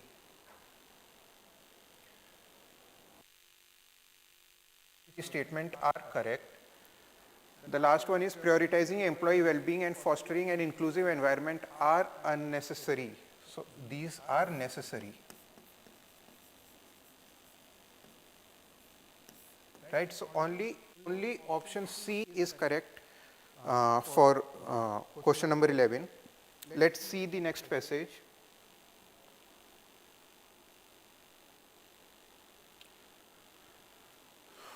Right, so this passage is about the interim budget that we know, and what it is actually trying to emphasize is that this year's, no, they have not mentioned whether this is for interim budget is for this year or not. So let's focus on what is mentioned in the passage itself, that the interim budget focuses on Viksit Bharat by 2047, and it also focuses upon the support for MSMEs, renewable energy. Where do we have that?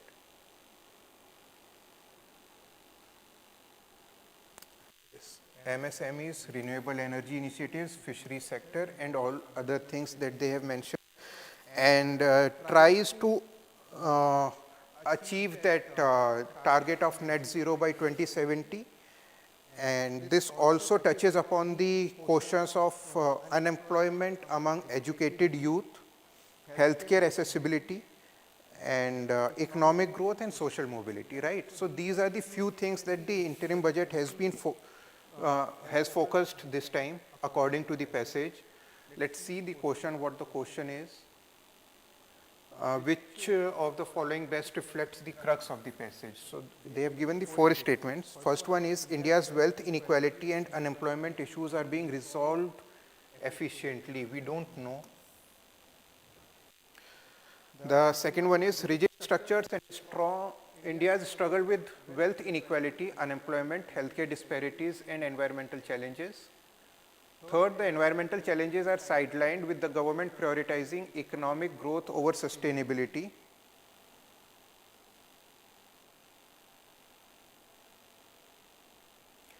And the fourth one is the government's interim budget solely focuses on healthcare expansion, neglecting other critical areas. So this one is incorrect.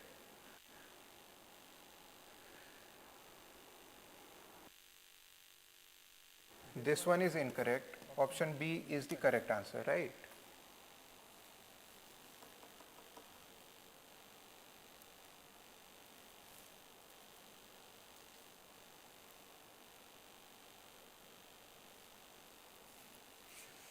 Right, we have one more question for this passage. Which of the following inferences, consider the following inferences that can be made from this passage. So they have given 3 inferences, let's see one by one. The interim budget addresses India's key societal challenges by promoting inclusive development strategies. The interim budget largely ignores the pressing issue of healthcare disparities between the urban and rural areas. And the third one is the interim budget paid little attention to long-term environmental and economic sustainability goals. So we know the Viksit Bharat by 2047. So this statement is incorrect, incorrect inference. And pressing ignores the pressing issue of healthcare. No, they actually talked about the healthcare disparities. So we have only first statement as the correct inferences.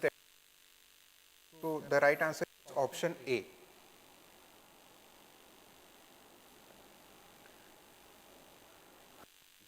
So next passage is about the project empathy, right? Yes. So what is this project empathy?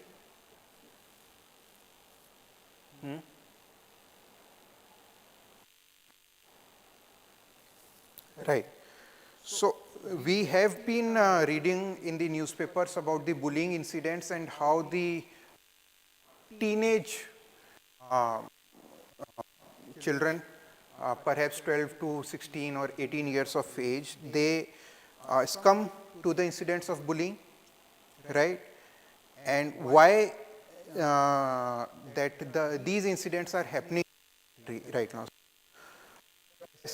Mostly talks about the project empathy, which tries to inculcate the empathy in the new generation, school-going children.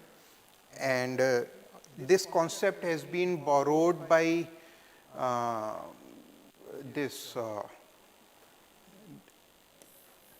the head of the project empathy from the countries like Denmark and Finland.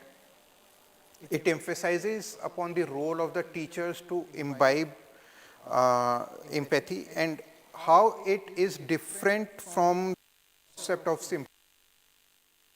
So it actually focuses upon what we say that differences among different people into the unity, inclusivity, and also focusing upon the fostering of the resilient nature, right? Emotional individuals, not emotionally insensitive, but emotionally resilient, right? So project empathy is a great initiative. Let's see the questions based on this passage.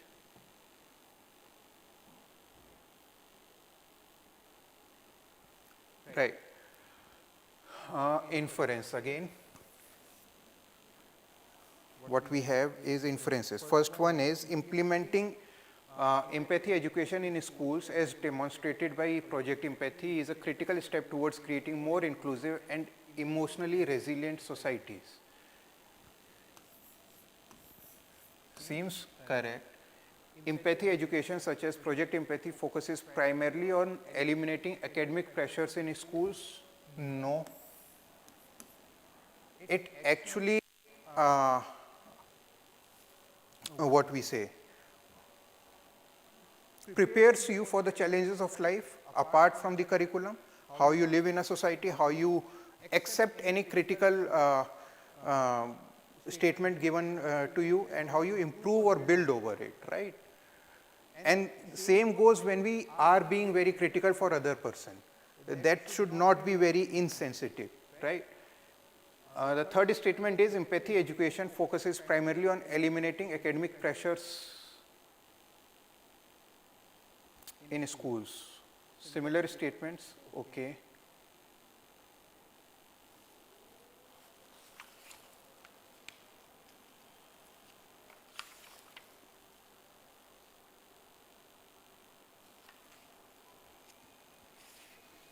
So these two statements are repeated, but these are incorrect. So we have only first statement, one only. The right answer is A, one only.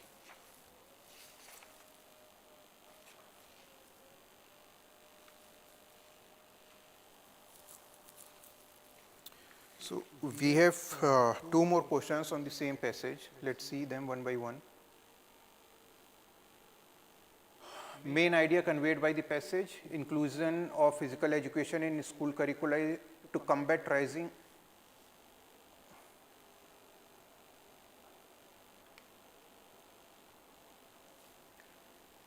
obesity.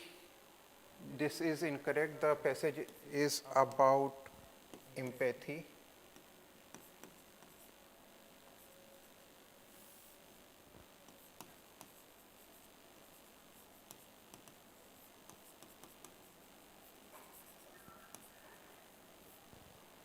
Highlight the technological advancements made by the educational tools to enhance learning outcomes. This is also incorrect. The significance of integrating empathy education in school curricula to foster inclusivity and emotional resilience. The primary challenge in today's education system is the lack of qualified teachers to teach core academic subjects. So this is incorrect. It is actually talking about the teachers' inability to inculcate the empathy among the school children, right? So only statement 3 is correct. C.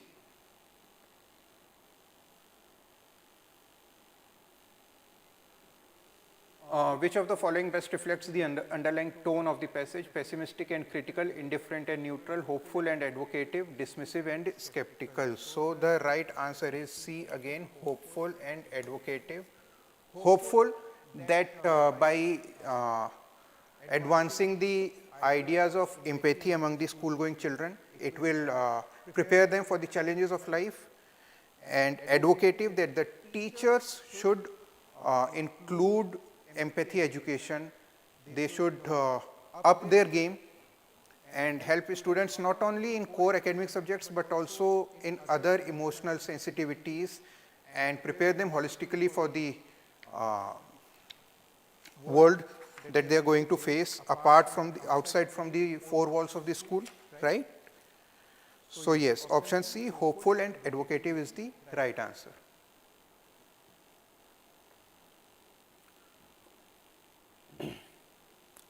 So this passage is about the ruling on the electoral bonds. Pretty simple passage.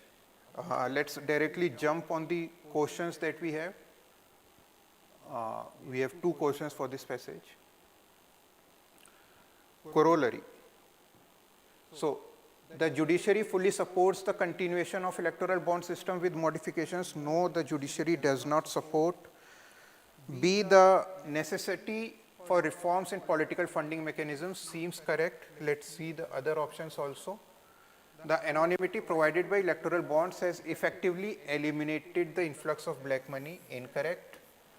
The public strongly prefers the electoral bond system over traditional methods of political donations. We are not sure about this. The passage does not talk about this, so we have only option B as the correct answer, right? We have one more question for this passage. Which of the following is implied by the passage? The ruling highlights the need for greater transparency in political donations. The electoral bonds have eliminated black money from the political system. The court advocates for continuation of electoral bonds. So only one, option A, right.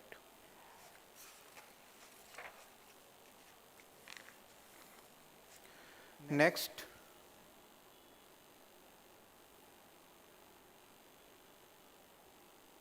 So the passage is about the, it's a bit metaphorical passage, though it talks in a literal sense. The passage is actually talking about the nature of trees that we have seen and the nature of adaptability and resilience.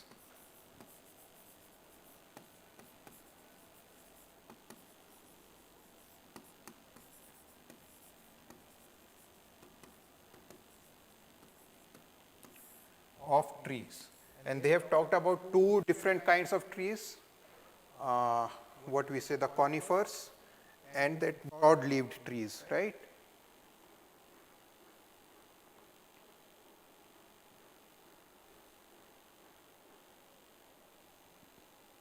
Yes, broad-leaved trees.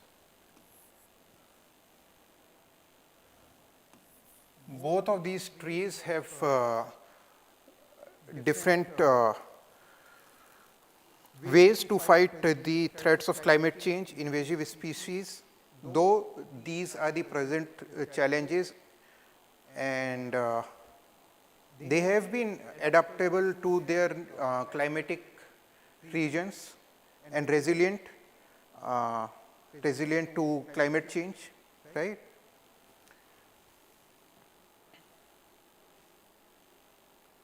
Let's see the questions, the main idea of the passage. Broadleaf trees are more effective than conifers at combating climate change. The remarkable adaptability and resilience of trees. The economic benefits derived from conifers and broadleaves. This is incorrect, though this is correct, but this is not the main idea. The main idea is the remarkable adaptability and resilience of trees, right? So we have only option 2 is correct. The right answer is option B.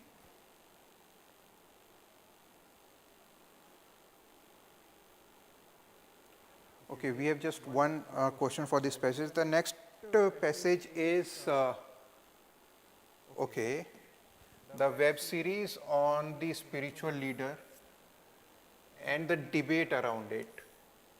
So the passage is about how the spiritual leaders these days are actually professing a different thing than what they are practicing.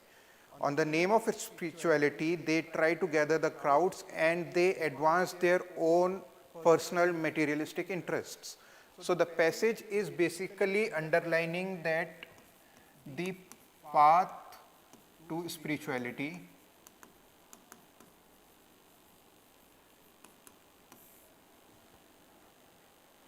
and how the web series has just tried to show us the other face behind these spiritual gurus that we see.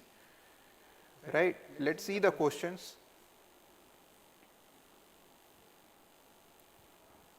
Which of the following best reflects practical, rational and lasting solution for the path of genuine spirituality? First one is expanding the size and scale of spiritual gatherings, incorrect. Adopting advanced technology and digital platforms, incorrect. That is, even if we think outside the box of the given passage, this statement seems incorrect. C, wealth and material resources for funding spiritual activities is incorrect. Rather, the passage advocates that certain amount of necessity, materialistic necessity has to be addressed, and the path to spirituality begins from being minimalistic and not being very much attached to the materialistic persuasion, right? The last statement, embracing a life of simplicity and prioritizing renunciation over material acquisition. Though renunciation is a very extreme word, but given all the other three statements, this particular last statement seems correct. So the right answer is option D. Right. Let's see the next passage.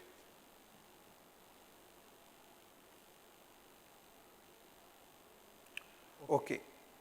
So though this passage seems a bit odd, but the underlying tone and the point that the passage emphasizes upon is gender in politics.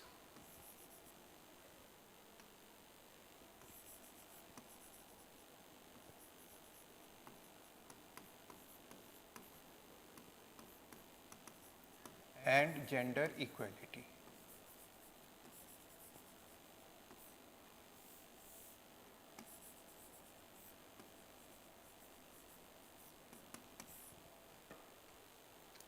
Right. So the passage talks about how that there is a voter bias against the female candidates or in favor of male candidates. And second thing that the passage talks about, even though there have been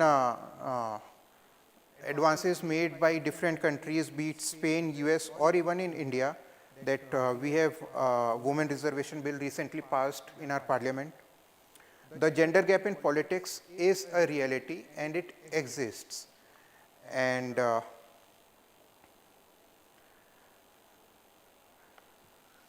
there is a systemic sexism, right? Let's see the questions that we have on this passage. Which of the following best reflects the critical message conveyed by the passage? Gender bias in politics is a resolved issue. Incorrect. Donald Trump's victory in the South Carolina primarily is solely attributed to voter bias against female candidates. The ongoing debate and complexities surrounding gender bias in politics. The introduction of gender quotas has been universally accepted, leading to an increase in women's political participation globally. This is a very vague statement. So only statement 3 is correct.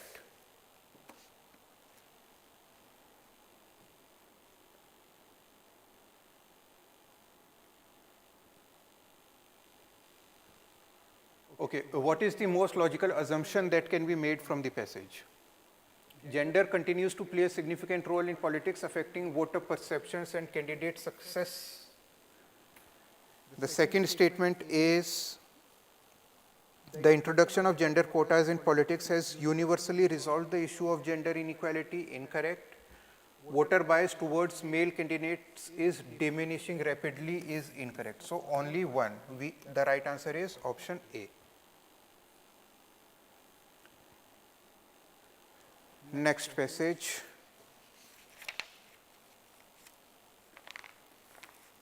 Right. So this next passage is actually talking about the employees of the corporate world and how it is important to set the boundaries. And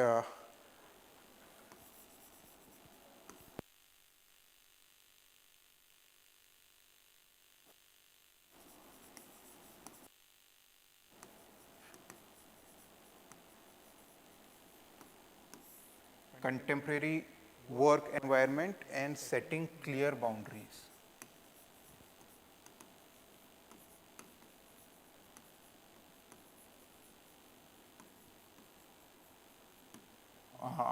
Like always available,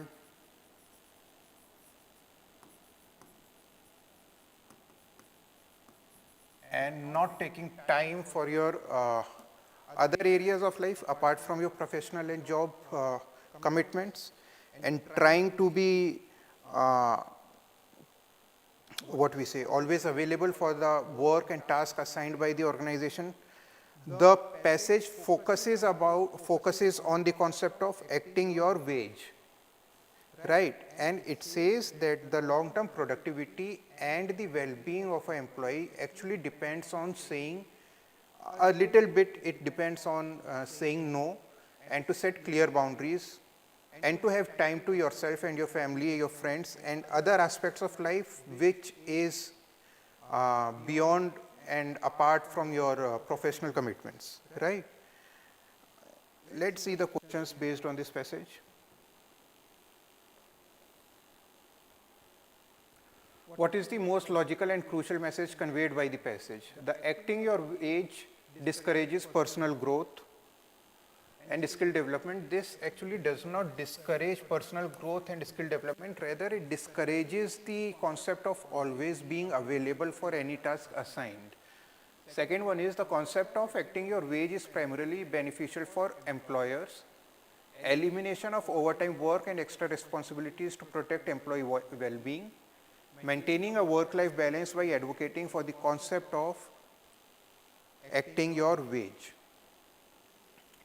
Option D is actually encapsulating the crucial message from the passage, right?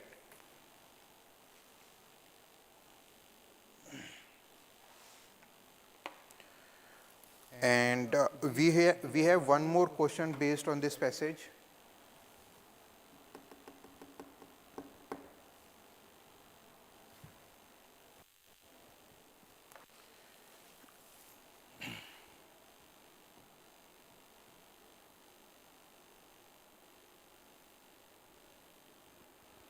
What is the most logical and rational inference that can be made from the passage, right? Embracing the acting your wage philosophy can lead to improved job satisfaction and productivity. Acting your wage discourages personal initiative, incorrect. Acting your wage challenges the expectation of constant employee availability and promotes a culture of respect and fairness. Correct. Employers are generally resistant to the acting your wage concept as it limits their ability to assign tasks freely to employees. No, employers are actually promoting this acting your wage. So only statement 1 and 3 are correct. So the right answer for this question 44 is option B.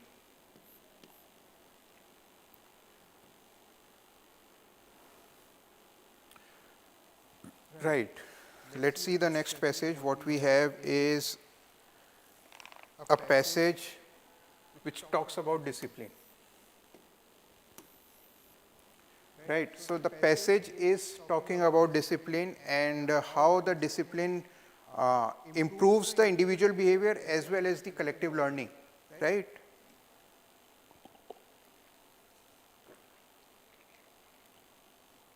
And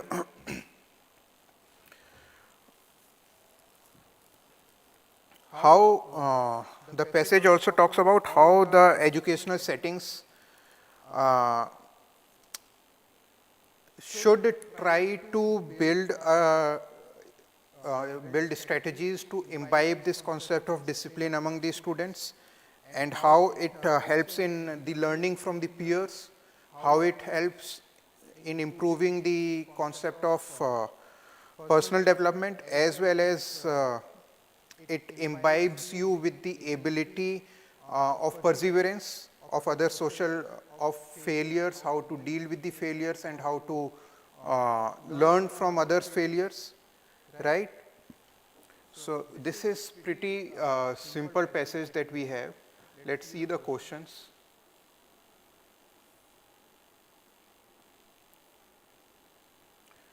Critical message conveyed by the passage, right? So we have 4 statements. First is discipline plays a role in student development, focusing primarily on academic performance. Second, the negative consequences of strict disciplinary actions in schools and their detrimental effects on student learning. Third is discipline has little to no impact on preparing students for future challenges outside of academic environments.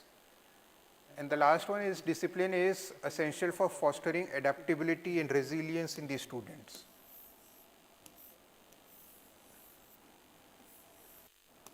So option D is the critical message conveyed by the passage, right?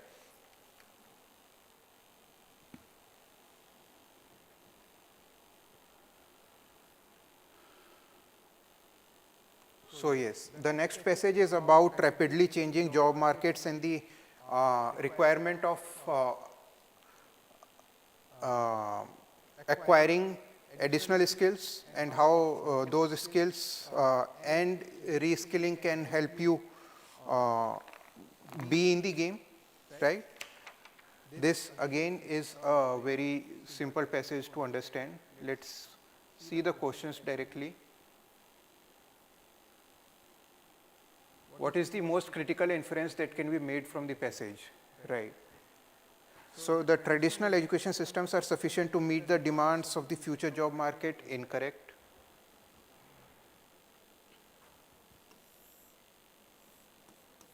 Skill development is crucial for adapting to the rapidly changing job market, is correct. The focus on artificial intelligence and automation will lead to decrease in the importance of human skills and creativity, is incorrect. So option A, only the second statement is the right answer. Let's see the next passage. Passage is about the extension of free ration supply under the Pradhan Mantri Garib Kalyan Anna Yojana.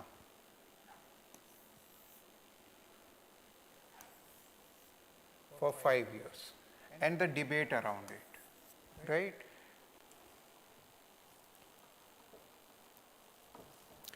Pretty simple passage. Let's see the questions.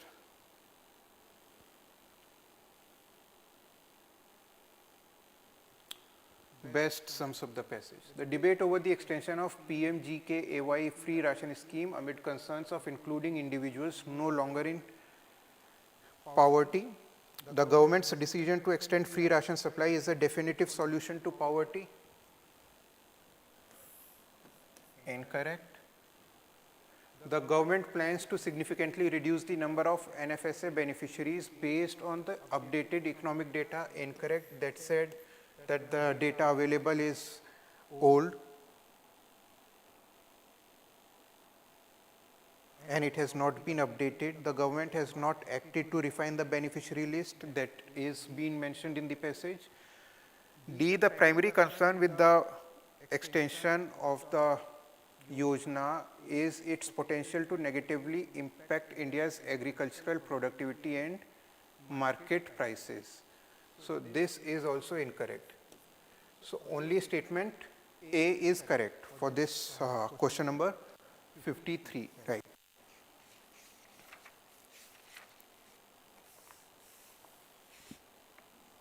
Now what we have is question 61. Let's see. Right. So the passage talks about someone who is returning to his Himalayan village after years and sees the transformation due to modernization. And he is not sure about the advancements that hilly village is having. And the uncertainty is because of the loss of traditional living in the rural households, the environmental degradation, and how the social fabric is also being impacted by the newer technological and developmental changes that have been coming in, making inroads in those village lives, right? And what the person is trying to say is that we should have a balance between traditional village life, preserving the cultural the cultural footprints of the past in the village, and there needs to be a policy to balance both the traditional and the modern things in a village, traditional cultural and social fabric, and modern technological and jobs, right? Let's see the questions on the passage.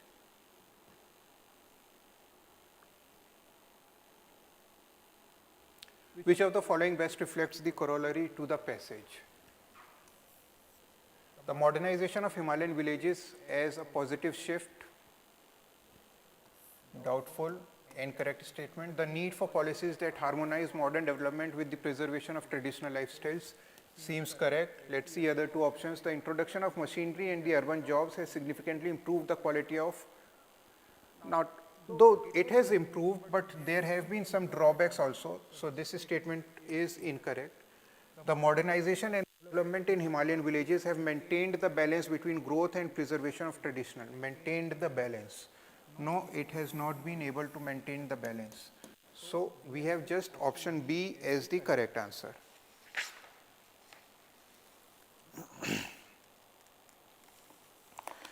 We have one more question for this passage.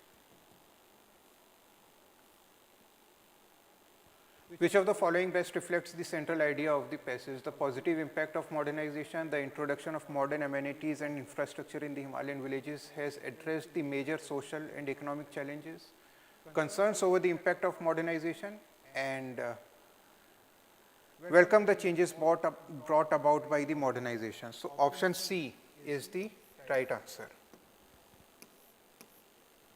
Right? Let's see the next passage. Okay, the next passage is about self-help groups and how they are being recognized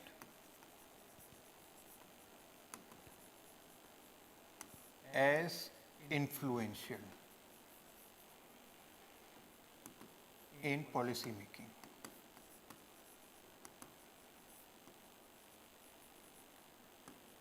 Economic and social justice for women.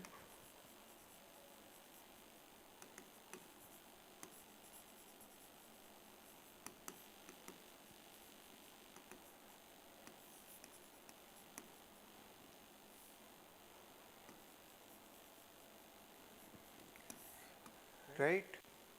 So this is what the passage talks about.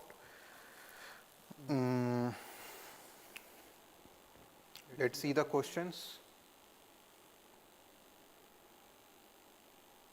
See, the political recognition of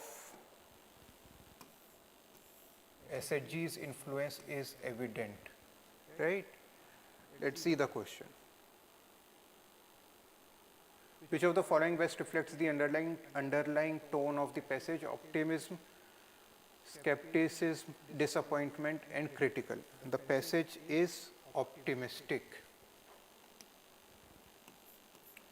Simple.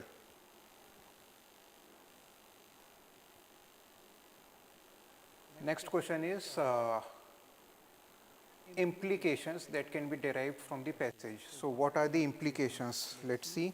The first one is proliferation of SHGs in India signifies a remarkable shift towards women empowerment.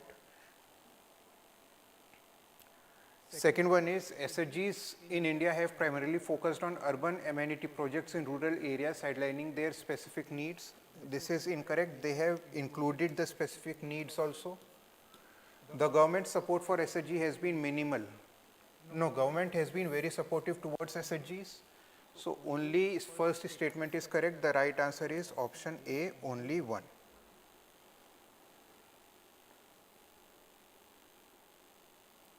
Right. So next passage. Let's see the next passage. What we have is rise in obesity.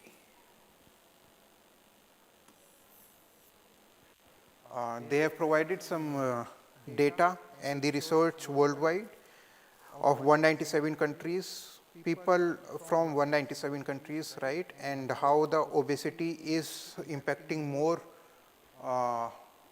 on women than men. And the passage also talks about the underweight rates being dropped. They have provided the data also and shift in the malnutrition forms, right? So pretty simple passage. Let's see the questions directly. Assumptions. Right. So first one is hormonal changes are significant factor contributing to higher rates of obesity in women than in men. Correct. They have talked about this in the passage. Obesity rates are decreasing worldwide. Incorrect. Obesity rates are linked to lifestyle changes. Correct. India's efforts in reducing obesity rates have been successful as indicated by the drop in the underweight rates. So this statement is incorrect. So only first and the third statement is correct. The right answer is option B, only 2.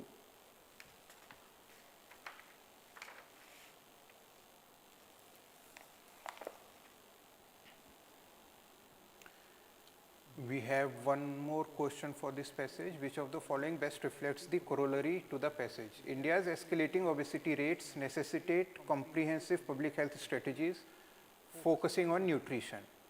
Second, the increase in obesity rates in India is primarily due to genetic factors with little impact from dietary changes. Incorrect.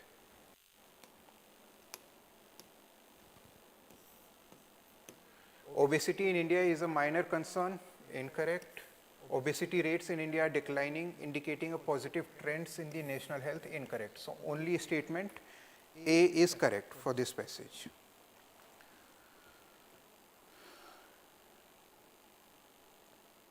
Right. So this is the last passage of the question paper, right? And we have just one. No, this is not the last passage. Right. Let's see the passage and the question based upon it. It's about the impact of climate change on the great apes of the Africa, right? And they have done the research on multiple places in the African forests and how the climate change and the other human induced things are impacting the great apes of Africa, right? So let's see the question based on this passage.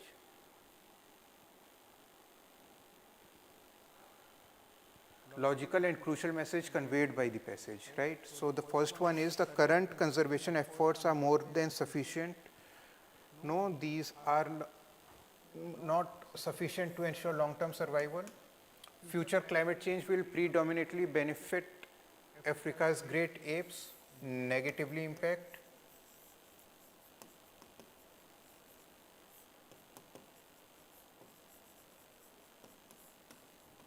The urgent need for adaptive conservation strategies to protect Africa's great apes, correct. The greatest threat to Africa's great apes comes from direct human activities. No, there are other reasons also that is mentioned in the passage. What are the other reasons, like temperature hikes, erratic precipitation patterns, and wildfires, heat waves, river floods? They have mentioned a couple of things, right? So only option C is correct for this question, right? Now we have one more passage.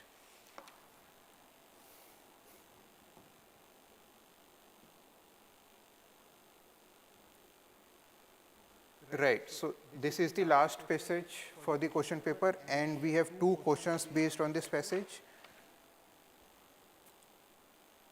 Right, this passage is actually talking about increasing the involvement of private sector in providing social services, other things for the social benefit, right?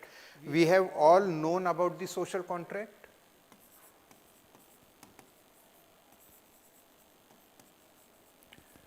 This passage talks about tripartite social contract, a new form of social contract between public, private, and CSOs. Right? And the passage advocates of posing more trust in the private sector for providing the services for social services, right?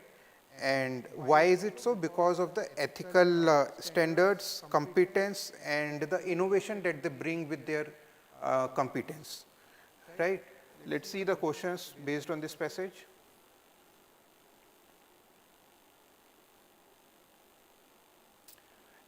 Which one of the following is implied by the passage? So the private sector is increasingly viewed as a critical partner in addressing societal issues, correct. The report indicates a declining trust in the private sector globally. No, it indicates a increase in trust. CSR initiatives in India primarily focused on environmental conservation efforts. No, they have mentioned about other things also. Right? The last one is private sector's role in societal issues is diminishing. No, it is increasing.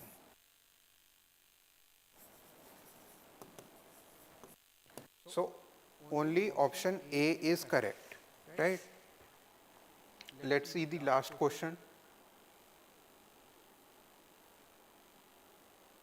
Which of the following is the most logical and rational corollary to the above passage? Let's see, private sector's engagement in social issues is diminishing, incorrect. Evolving trust and responsibility of the private sector in addressing societal changes necessitate the development of a new social contract. Seems correct. Let's go through the other two options also. The CSR initiatives have largely failed to make a significant impact on society. Largely failed to make a significant impact, incorrect. The trust in the private sector is uniformly high across the globe, regardless of the country's development status. The trust in the private sector is actually usually high in the developed societies, right? So only option B is correct for this question, right?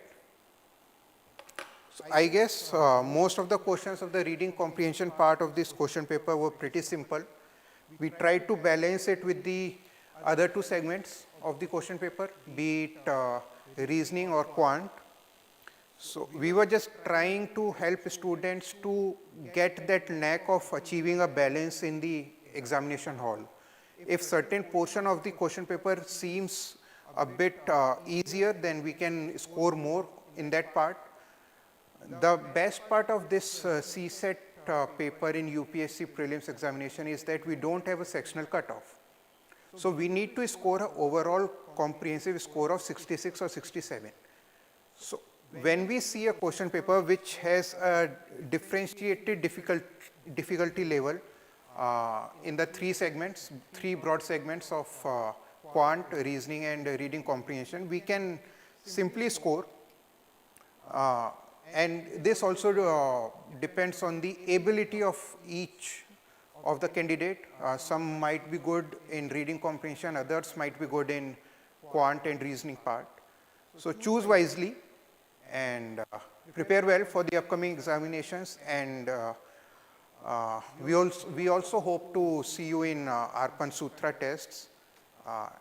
Let's see you there, and until we meet next, good luck, study hard, sleep well, eat well, and thank you.